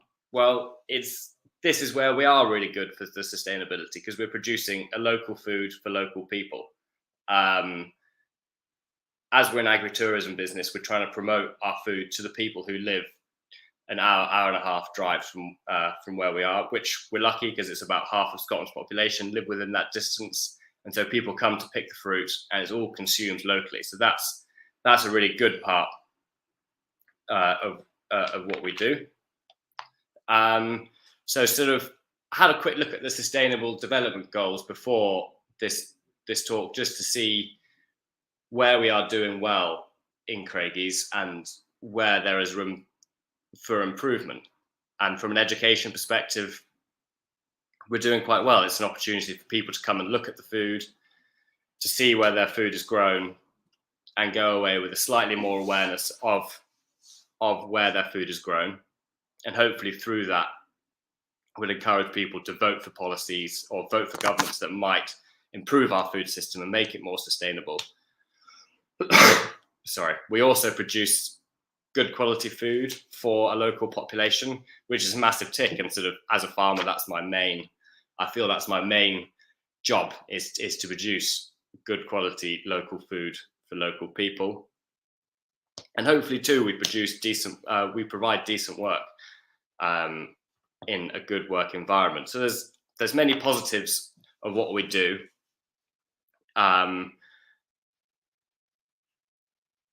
But just to look at where we can improve and how we might be able to improve.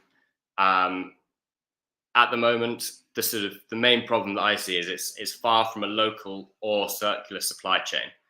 So to look for a second where all of our supplies come from, the koya, as I say, which is the medium in which the strawberries and raspberries grow. That comes from Kerala in India. It's shipped across the world to get to where we are. The fertilizer that comes from across the world. The plants that you can see in this picture, they come from the Netherlands so that we can then grow the strawberries. So it's a very disparate supply chain. And then at the end of it all, none of the koya or the plant material goes into next year's crop. It all just gets composted and then spread onto other fields to avoid risk of moving disease around. Now, the other area for improvement within the soft fruit is often it involves very high levels of tech, and that makes it very hard for smaller growers like us to actually continue. And we're seeing in the UK a huge consolidation at the moment of horticultural businesses getting conglomerated together and moved into bigger ones, just because of those huge barriers to entry. Now, what do I imagine as a more sustainable fruit farming future? This first point, less reliance on synthetic fertilizer, is something I've talked about briefly with Effie, and it is going to have to be addressed as we know how polluting synthetic fertilizers are. And also a lot of that synthetic fertilizer at the moment within soft fruit is just run to waste. About 20% of the fertilizer is, and that's just without going into too much detail, that's the nature of growing it. You have to keep washing the bags out, otherwise the fertilizer gets stuck in the bag and it's very bad for the plant that way. So it'd be great to have more affordable and practical solutions for recycling those nutrients on the farm rather than just letting them run out the bottom of the bag and into the local environment. These kind of lead me to question whether a really intensive system is the best way to grow our food, or whether a more extensive and lower input system, like seen in many parts of the world, is potentially a bit of a better way to produce our food. And that leads me to the end of my talk. Thank you.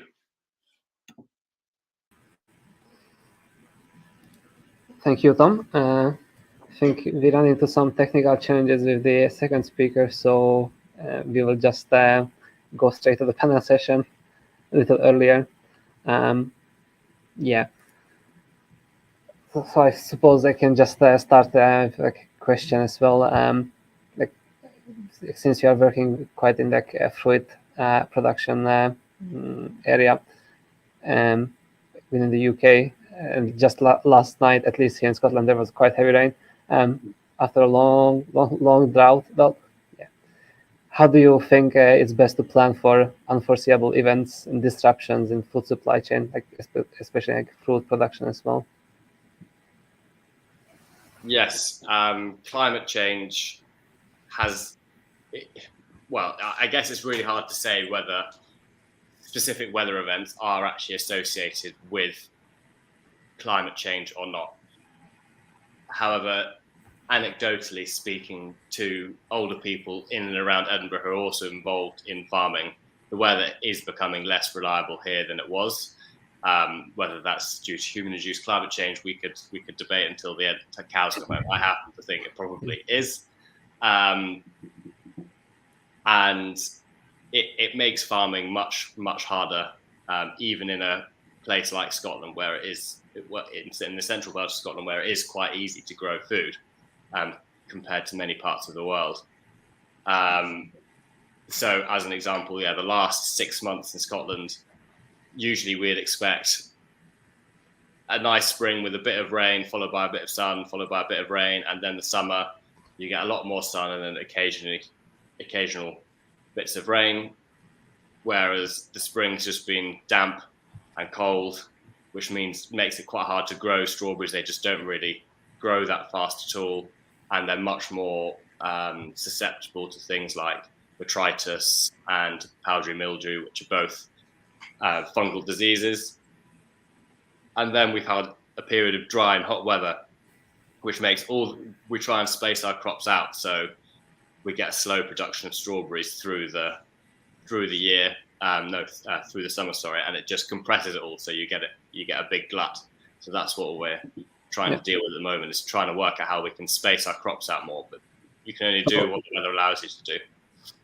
So in a sense, I would imagine you are trying to plan ahead for kind of like weather events that, let's say, were not usual like 5 years ago, but are more likely to happen nowadays or in the future. Because I think last year it was quite a heat wave in the summer as well that was unheard of in the whole of UK. Yeah, no, absolutely. So I know farmers down south that when they were upscaling their farm 20 years ago, built in reservoirs that they thought were plenty big enough for their irrigation requirements during the summer. And now they're looking at, well, how do we increase our ponds? We never thought we would need to use this much water during the summer. Or they're finding the ponds they have dug and assumed would be filled up through the winter just aren't even half full, which then has big implications of what you can grow in the summer. So yeah, water availability is going to become a bigger issue. Either you've got too much of it in the wrong place, or you've got too little of it in the wrong place. Yes, indeed. So, yeah, I guess it sort of answers as well, like how proactive planning could aid with achieving sustainable food system. Like, I mean, within the UK at least. But also on the demand side, how are you trying to or how are you managing to cope with uneven demand? We're quite lucky on the farm because we have more demand for our fruit than we have fruit, because we fulfill that niche pick your own market. And as a fallout from COVID, we have a ticketing system. So at the beginning of you can only come and pick fruit at Craigie's if you've got a ticket, especially on the popular weekends and stuff. A day like today, where it's the middle of the week, you can just turn up and pick fruit. But when it's popular, you have to come with a ticket. So it means that at the beginning of the day, we can see how much fruit there is on the farm. Or at the beginning of the week, we can see how much fruit there is on the farm, and then we sort of release tickets based on how much fruit we think we can sell. So it's kind of an advanced ticketing system.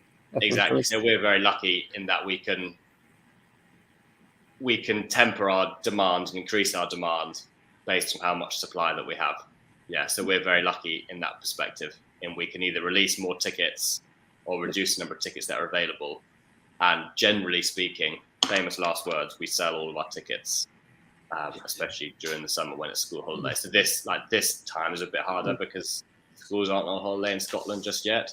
But the end of this week, the schools are on holiday. It was at the end of next week.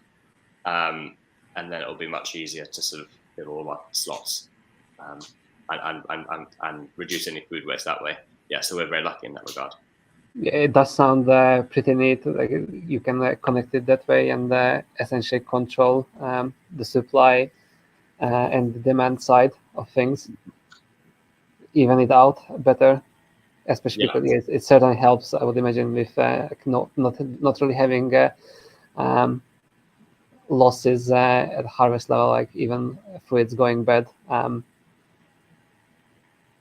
before they get harvested. Also, yes, I think since you are the only one on the panel now, sort of last question, I think, like, what one piece of advice do you think would have the biggest impact for people looking to live more sustainably? That's a quite broad question. Yeah. I mean, I can only really give that perspective from a British perspective, because that's where I've been born and brought up. I think we've got to be content with being happy with less physical stuff, and we can't constantly desire to have more and more and more, because that's just not sustainable. So yeah, being happy, finding happiness with not finding happiness, finding contentment with having less stuff. Yeah, well said. I think oftentimes nowadays there's always a rush to get more things, consume more, even though we might have everything we already need, or we already have everything we need, really. Yeah, and buy good quality food. I'm not exactly. Okay, I see. Actually, yeah, the second speaker did manage to join. So, yeah, thank you, Tom. We may be doing another short panel session after he finished. Okay.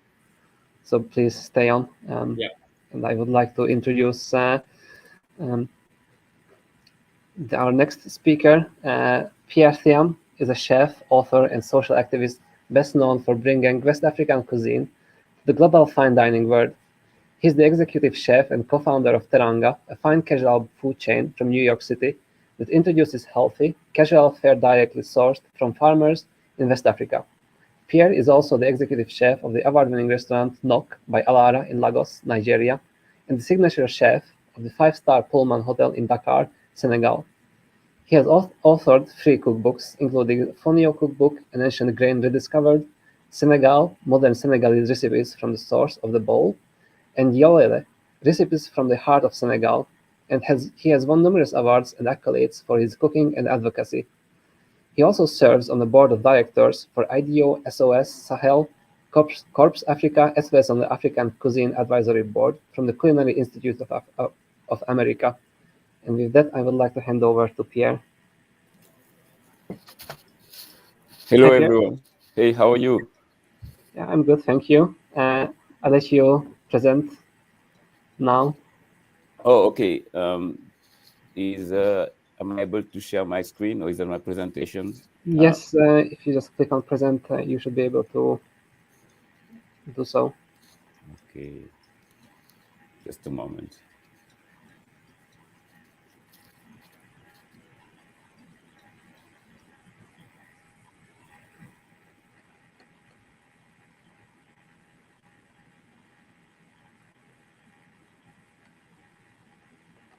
Apparently, we are having a little bit of technical challenges. He should be able to join us soon again.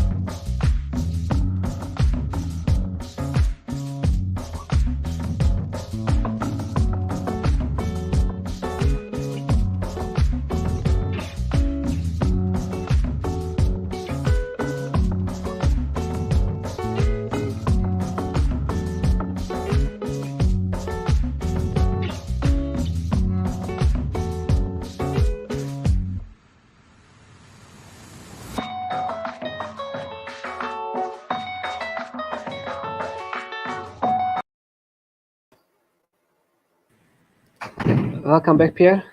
Oh, hello. I'm so sorry about, I don't know what happened, some technical issues. Yeah, I have your presentation shared for you, so Oh, you do? I can Okay. translate for you. Yes. Okay, I was looking for it at the same time. Yeah, please go ahead. Okay, so today I want to talk about the case of Fonio. And this is a case I've been championing, as you heard in my presentation. I'm from Senegal, and I felt like this was important to introduce a crop that grows in my region. And it's a type of crop that's underutilized. It's a type of millet, actually. It grows in the Sahel. It's drought resistant. It's quite resilient. It's believed to be the oldest cultivated grain in Africa. And for some reason, fonio is not mainstream. So as a chef, it became a mission for me to introduce it. And you can go to the next slide. I'll talk to you about my approach to introducing it. It's a grain that grows in an area called Kédougou in Senegal. And in cities like Dakar, where I grew up, it's even hard to find fonio, even though it's an easy grain to grow, because it not only drought resistant, but it also restores the soil, which is very important. It restores the soil, it regenerates it because it has deep roots that add nutrients to it. And the farmers that grow it are among the poorest one in the world. So my thinking was, if I can make access to this grain, if I can make it accessible to markets around the world, that could bring economic opportunities for those regions. It could be a model of development. So you can go to the next slide and we can talk more about it. So you see the size of fonio, it's a tiny little grain. This is how it looks like in the finger. It looks like couscous. And that's the challenge, because it's not only it's easy to grow, but it's difficult to process to turn it into food. You have to remove that tiny skin that's inedible. Move on to the next slide. And when you remove the tiny skin, that's what it looks like. It's a tiny, fluffy, couscous-looking grain that separates, and you have different ways of cooking it. It cooks in 5 minutes. It's quite easy to cook, and it's very versatile. So the next slide, please.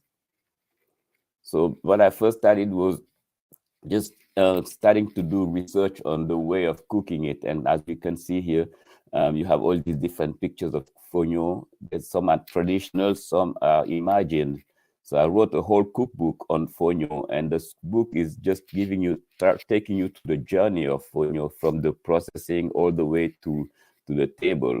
And you can see even sushi made out of fonio, inspired by Japanese, but with the ingredients that are African. So you have okra and sweet potato in this fonio sushi, and a dipping sauce that has palm oil inspired dipping sauce.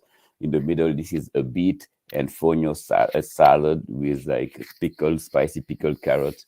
In the left side, this is a dish inspired by our traditional peanut sauce with roasted lamb with asparagus, but with a peanut sauce and fonio. So I'm just having fun with fonio. There's different ways of cooking it. You can go different. Next slide too. You see more fonio applications. Some are dessert, fonio, coconut and chocolate pudding with raspberries, and you also have for breakfast fonio pudding as well. You have different ways of doing it. One with coconut, one with plain fonio. There's a saying in the Bambara that fonio never embarrasses the cook. So there's so many ways of using it. And next slide. So to get to a market, I realized that one thing we had to do was to create a brand and to make these grain, to tell the story of this grain so that the consumer could understand and be connected to it. So we started Yolele. Yolele is the African brand that has a vision of being a brand of reference for African crops, not only fonio. Fonio is just our Trojan horse to get to the market, but there's so many other underutilized crops that need to be introduced to the market. And what we did with fonio, it was to introduce it to a market, but to have a proof of concept to show that there is a way to present it to a market that didn't know what fonio was. And within like the past 6 years, we were able to have a distribution across the US. You can go to the next slide. And we've created brands that show the story in the packaging so that it can be competitive, So we started with one Whole Foods supermarket in next to my restaurant in Harlem in New York City. And today we are distributed across the US in all the Whole Foods. For those who don't know, for Whole Foods is the largest natural supermarket in the US. But we also distribute it at Target, at Sprouts, at most of the major supermarkets across the US. So we have created the demand with one ingredient, the one that you see on the left, that was the fonio grain. But then eventually we started to add fonio pilafs, also inspired by West African tradition. This one, the yellow one you have, is the fonio yassa. But we have the jollof, we have the afro-funk, which is made with the dawa dawa, fermented locust bean that you see throughout West Africa. And we even now entered the snack category with our fonio chips. We have different flavored fonio chips. The one you have here is the greens and moringa and baobab.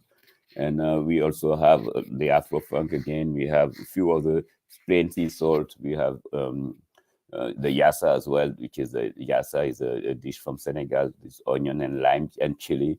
So just to show you the possibilities are various. We have different ways of tackling the market, going towards the consumer. The challenge here was to create a demand so that we can go there and now return to the processing and improve the processing. You can go to the next slide. So these are also the different chips that I was talking to you about. So just the chips is interesting because that's a fast-moving category. Now you are talking to consumers who are not particularly interested in cooking or too intimidated at using a new ingredient.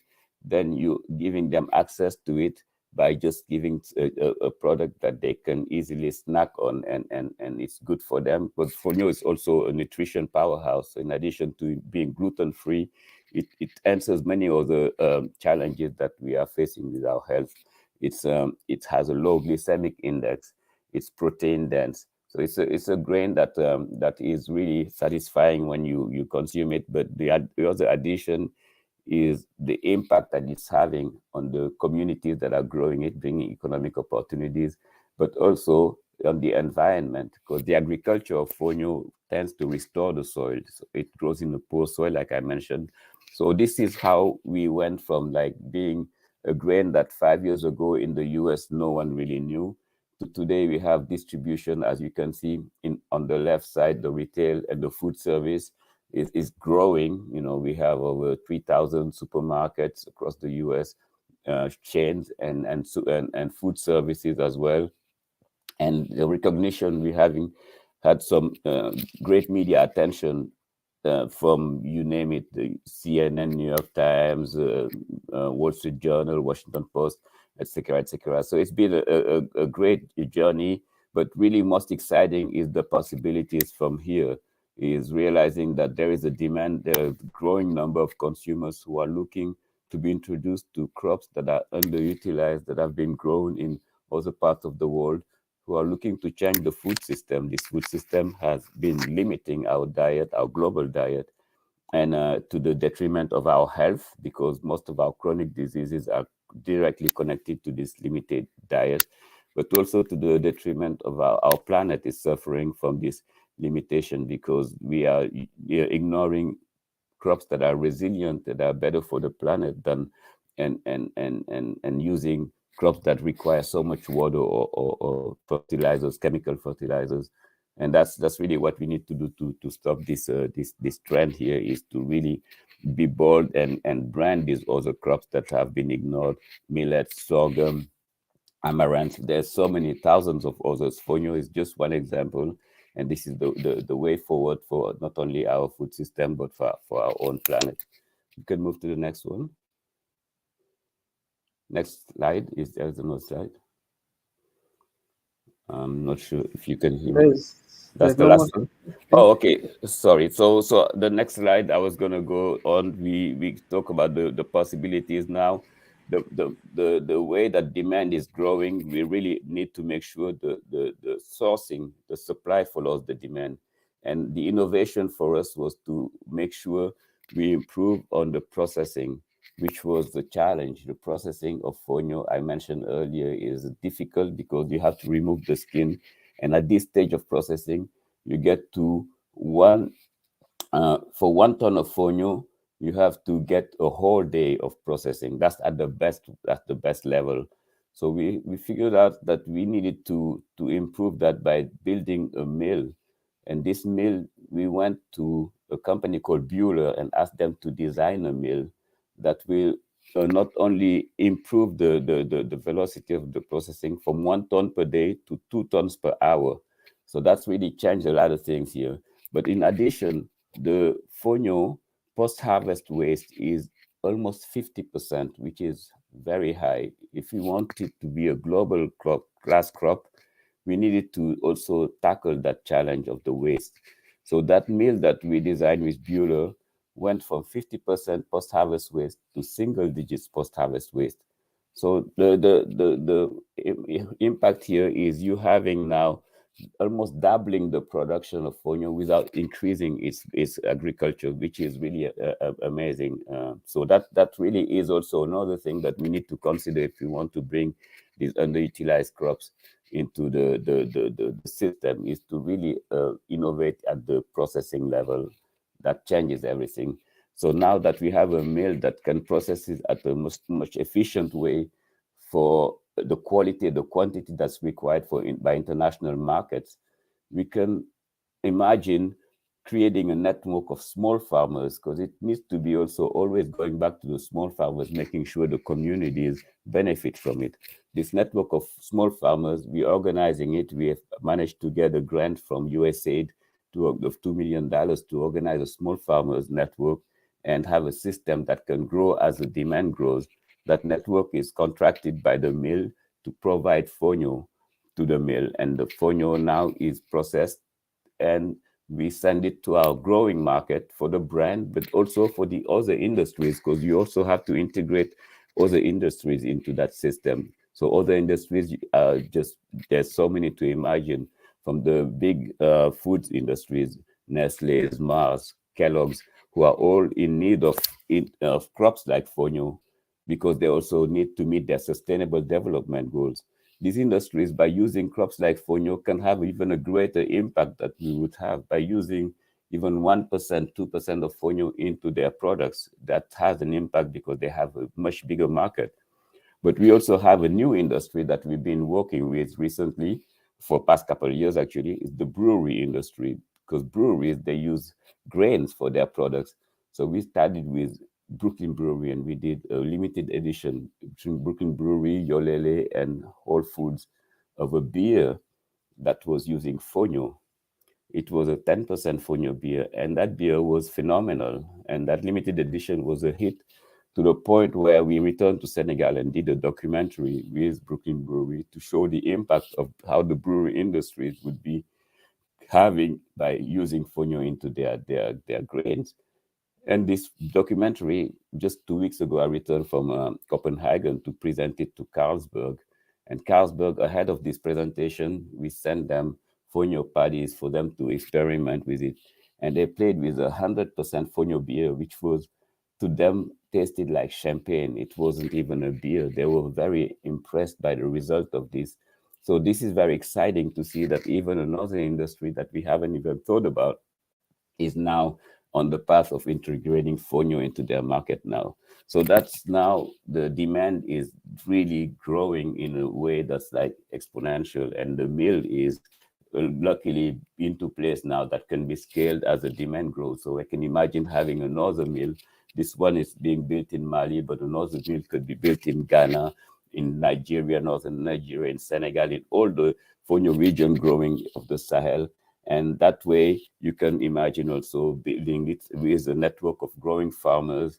And that network of farmers is important to not only support the fonio, but not only fonio, because that becomes monoculture again. It's important to support other crops that used to be grown traditionally in the region that are resilient. Some were grown in rotation with fonio, like Bambara groundnut.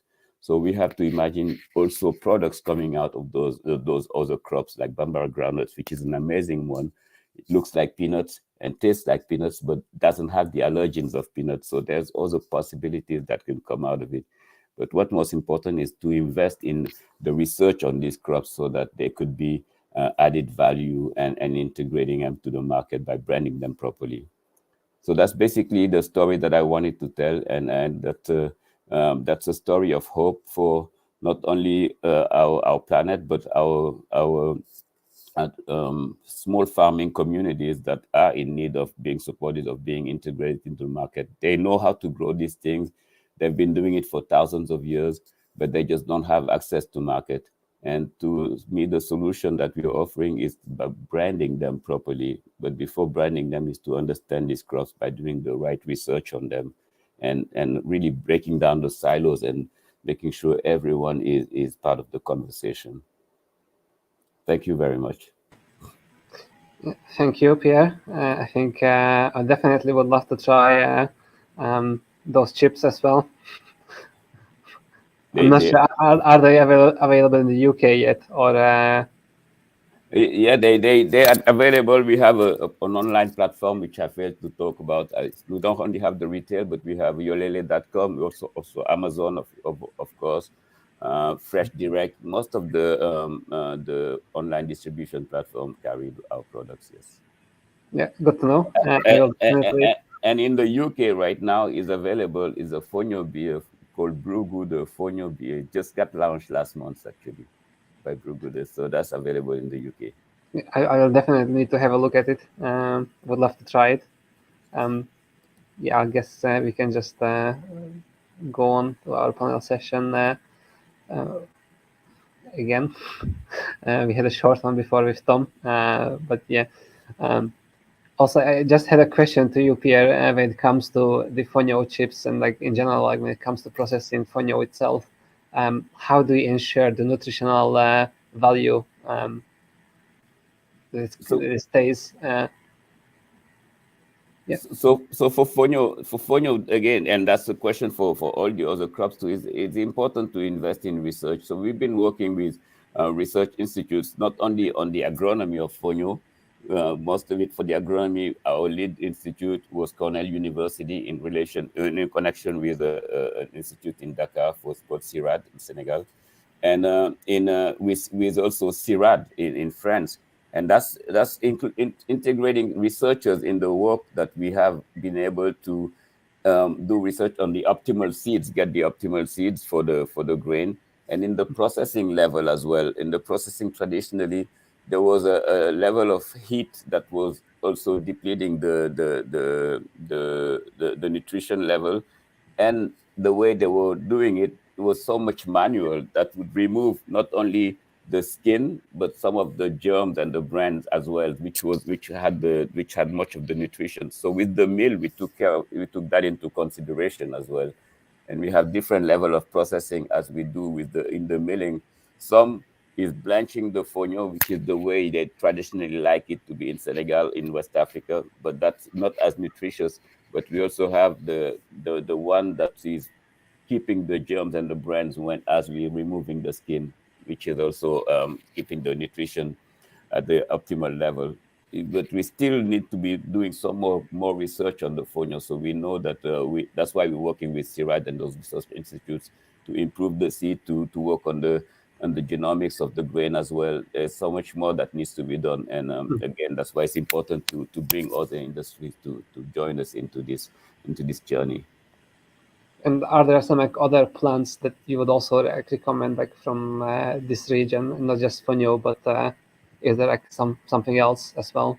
Yes, absolutely. And you see some already in some of our products. We have the moringa, for instance, which is a leaf that's very resilient. It's high in protein. It's believed to be the leaf that has the highest amount of protein. It's grown in that region, very like drought resistant. Again, we have it in some of our pilafs, in our chips as well. The baobab, we have to use the baobab leaves and the baobab fruits in our products as well. That's another one.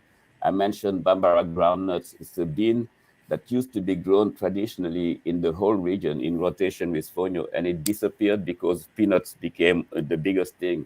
But it's much more nutritious than peanuts, and we think it's important to bring it back. It really not only is a great ingredient for your consumption, but it's also good for the soil as well. It adds nitrogen to the soil. So that's another ingredient we want to bring back. And like I said, there are thousands of others. Many of them have completely disappeared, but there's still hope to bring the others that are underutilized, and really focusing on underutilized crops. offers us a clear solution to not only food security, not only in Africa, but global food security. Because whenever there's a crisis, we have a food shortage, because our system has been concentrating the cultivation of the crops in regions. So like there's a crisis in Ukraine right now, and the whole world is suffering. There's no access to wheat, or there's no access to oil, to a certain type of oil, which is sunflower oil.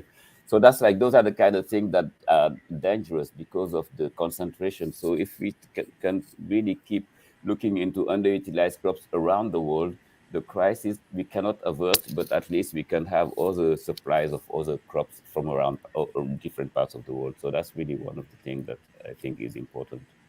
So essentially, as I understand, it could be considered as the diversification of the crops and grains that we use in our global food supply chain. Diversification is the solution. Absolutely. Yeah. The big So, we got in trouble when we became a monoculture, when we brought monoculture to the world. That's when it all started. Yeah, that is certainly true. Reliance on one thing never leads to good things. Exactly. We know we have to diversify our portfolio when it comes to investing, but when it comes to food, we were very, very foolish to rely on just rice and corn and wheat and soy, and that's terrible to find ourselves in this place. Yeah, and there's a question actually. Can you, Tom, highlight the wider sustainability values that you drive with running the farm and restaurant together? Sorry, can you repeat that one? It's a question to Tom. Okay. Can you highlight the wider sustainability values that you drive with running the farm and restaurant together? You're muted. Thank you. The wider sustainability values they drive running the farm and restaurant together. Yeah. So the really good thing about having a restaurant and farm at the same place is we can talk to the chefs and work out what foods they like, and they can talk to us to work out what foods we can grow, and then we can grow the foods that they want to put onto the restaurant. And that's something we're improving on at the moment and getting better at. So that's, from a sustainability perspective, the food is barely moving a mile from the farm to the plate. And it helps the restaurants to provide seasonal food, because only the food that we're producing food that then goes directly into the seasonal plates at the restaurant. So I think, that's the kind of main sustainability benefits. I would say the restaurant also needs to produce food for 12 months a year. So a lot of food does get bought in because you can't produce food that people want to eat for 12 months a year. And I think it comes back slightly to what Pierre was saying. We're very used to eating certain types of food, and we've lost many of the sort of more traditional ways of farming and growing in the UK have also been lost or put on the back burner, and people don't particularly want to eat brassica-based crops from January through to April as their main vegetable. So that would be like cabbages, broccoli, cauliflower, and turnips in Scotland. Yeah. I think it can be sometimes a challenge as well, like people having their favorites and then be more hesitant to trying new things overall. I guess you probably have run into some kind of challenge in that regard as well, Pierre. Just introducing some novelty in the food system. Yeah, we have to realize that we need to make a big change, and the only way to do it is to imagine it. It's not existing right now, and imagining it would make you think of novel approaches. There will be hit and misses, and eventually you will come up with a solution. But one thing we know is this system doesn't work, and we have to figure it out now. It's up to us. Yeah, very true. And also, there's another question to you, Tom. Like, can you tell us a little about the experience people take from the farm, especially with the ability to engage in that process of picking their own fruits? Yeah. So in the UK, it's a very industrialized food system. And as a result, there's a huge disconnect between the wider public and the farmers. In fact, very few people go into farming who aren't from a farming background. And I think that shows how much of a distinction there is between the farming community, which is very small and often very rural, and the rest of the UK's population. And as we're a democracy, that's really important, because if people aren't engaged in how their food is produced, they're not going to be aware of policies going through and maybe voting with respect to farming policy at elections. So if people aren't aware of their food, they don't consider it, of how their food is produced. Sorry, they don't consider it when they're working out who to vote for, and that shapes farming policy going forward, if that makes sense. So, in a very, very, very small way, allowing people to come to the farm to be able to pick their own fruits lets people have a little insight into the farming world. And I think that's really important, just to give people a bit of an idea of how their food is produced, and help them engage in the farming community, because it is quite such a closed door. Yeah, certainly, because I think the more people know where their food comes from, I think the better. Also, how they then make decisions about what they eat and when to eat it as well, because some foods are better seasonal than imported. Yeah. Especially considering global supply chains, like having bananas shipped across the ocean can be a challenge, and it doesn't have a sustainable, doesn't have a good impact when it comes to sustainability, I guess. Let's put it that way. Mm-hmm.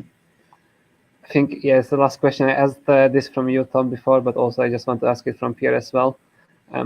What one piece of advice do you think would have the biggest impact for people looking to live more sustainably? Well, if one thing people could do every day, and they can do every day because they eat every day, is to be mindful of, to be conscious of what they decide to eat, the choices that they make. And if everyone makes that choice based on not only the impact it will have on their health and on the planet, that would be a really a great way. If you think sustainability, and if you think what you're going to eat for breakfast, lunch, and dinner, you think sustainability as like a way of thinking, a way of choosing your menu or your diet, it really is, I think, the way forward. We need to really everyone be more conscious consumers to have an impact on the planet. So there are choices out there. Just make sure you allow yourself to be part of the solution, and the solutions are out there. Yeah, that's certainly true. And actually, I just got to know that you had a recent publication. Can you tell us more about it, please? Yeah, my next cookbook is coming out in September. Actually, it's called Simply West African. The idea for Simply West African is to really make this cuisine of West Africa more accessible. It is a cuisine that is not as known, and so people think that they need to plan it. So I want this book to make you understand that you can eat that food Monday, Tuesday evening, or any time really, and that's really easy to prepare. But in addition, because it is a cuisine, that's the food that's the most balanced out there. That's not me saying it. That's the Lancet report showing of the diets around the world. That's a plant-based cuisine, plant-forward. Very much, if you look at the pyramid of West African cuisine, at the base you have the leafy vegetables, leafy greens, and then you have the beans and the legumes, and then you have the grains, and above it you have the protein at a much smaller scale, and the dairies and the sweets are very, very rarely. So it's really a balanced diet, the type of balanced diet that the whole planet should be approaching, should be thinking. It's really even superior to the Mediterranean diet when you come to it, because of the leafy greens, the insistence of using leafy greens. Nothing is wasted in our agriculture. When I talk about leafy greens, you think about sweet potato leaves, black eyed pea leaves, cassava leaves. All of those things come into the diet, and if you don't have access to those, the same leafy greens you have here, kale, collard greens, all of those, that's like a tradition from West Africa. And then above it, again, following that pyramid, you will see that this is a nutrition dream diet. Again, the beans are very prominent as well. All types of beans, very much prominent. And so this book is talking about that, but I made it in a way that's accessible, and the recipes are quite fun. And that's book really, my other 3 cookbooks were like based in Africa. I was taking the readers there. This one is from my home in California. So I show you how with my family, my wife who's from Japan, my daughter who's like, she's 3 years. And so that's like the kind of cuisine that's accessible to everyone. And you can get it we go to the farmer's market around the corner, and we get these ingredients, and we prepare these West African inspired food from our California cuisine. So you can do it from any cuisines really, and it's fun, and it makes your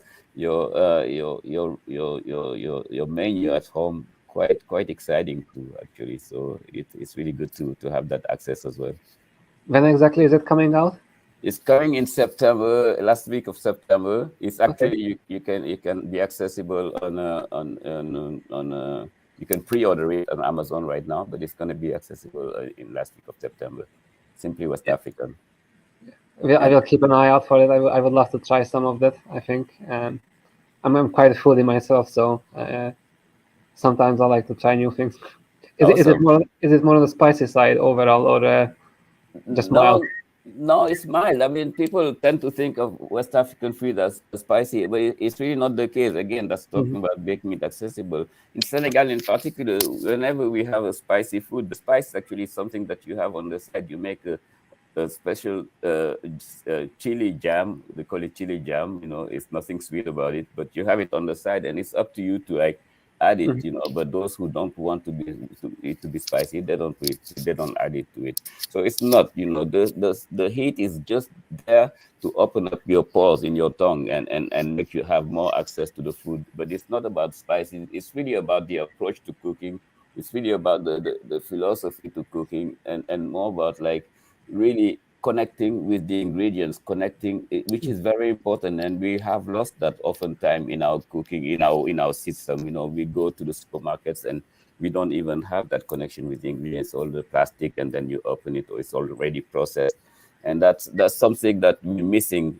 Unfortunately, there's so much to gain from being connected with the ingredients, even in a spiritual level, and that's like something that people find strange to see. But when you see an African woman in the kitchen and you ask her questions about the question that you would ask to a Westerner looking at ingredients, and you want to know the numbers and the portions and the temperatures, and the African woman don't have the answer this way. She sees it in a different way. It's more wholesome, more holistic. It's like, because she listens to the ingredients and she feels it and she tastes it, and she have also senses present, she can know that the numbers and the portions and etc. in a way that's like completely different, but more precise than the Westerner who's just reading the recipe and taking it as like the set in stone. It's not. So I talk about that approach to cooking, and I think it's quite interesting to see it. I totally have faith in it. I believe it, because that's where I've got all my inspiration from. As I started to cook when I was a young cook in New York City back 30 years ago, and decided to find West African cuisine as my inspiration. That changed everything for me, and gradually I kept looking for inspiration in that tradition, in the mothers, the grandmothers, and that's why I learned to cook with my senses and cook with intuition more than with just the recipes, and that changes everything really.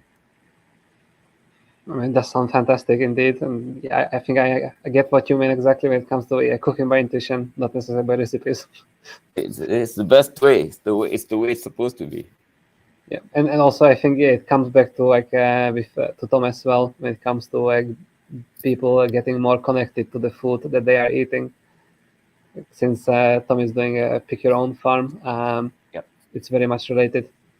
Totally. That's where it starts. It starts at the farm. It starts with agriculture, and then we forgot that something at somewhere. We forgot what the farmers were about. My cookbook before this one was about really connecting with the farm. I didn't want the reader to just come and see the beautiful pictures of the food, and they don't understand that this food actually is telling you a story. When you look at the story, you look at the ingredients. Look at the ingredients and ask yourself, where did these ingredients come from? And where did this grain come from? And then you go to the farm, you go to the soil, and you connect with the farmer, and how that can even take you all the way back to when this grain was domesticated. And who are these farmers in the UK who are growing, and the type of soil, and how did they learn to understand it, and all that. It's a journey, it's time traveling, going like thousands of years this way.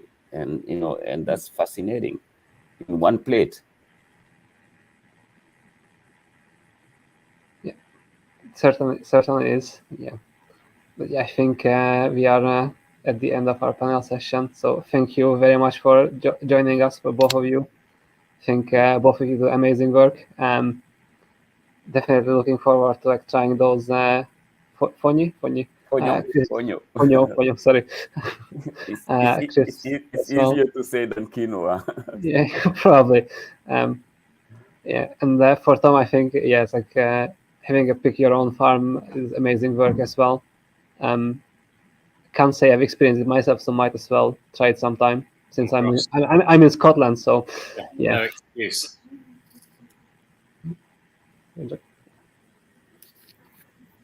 Yeah. So thank you for joining us, and yeah, it should be all.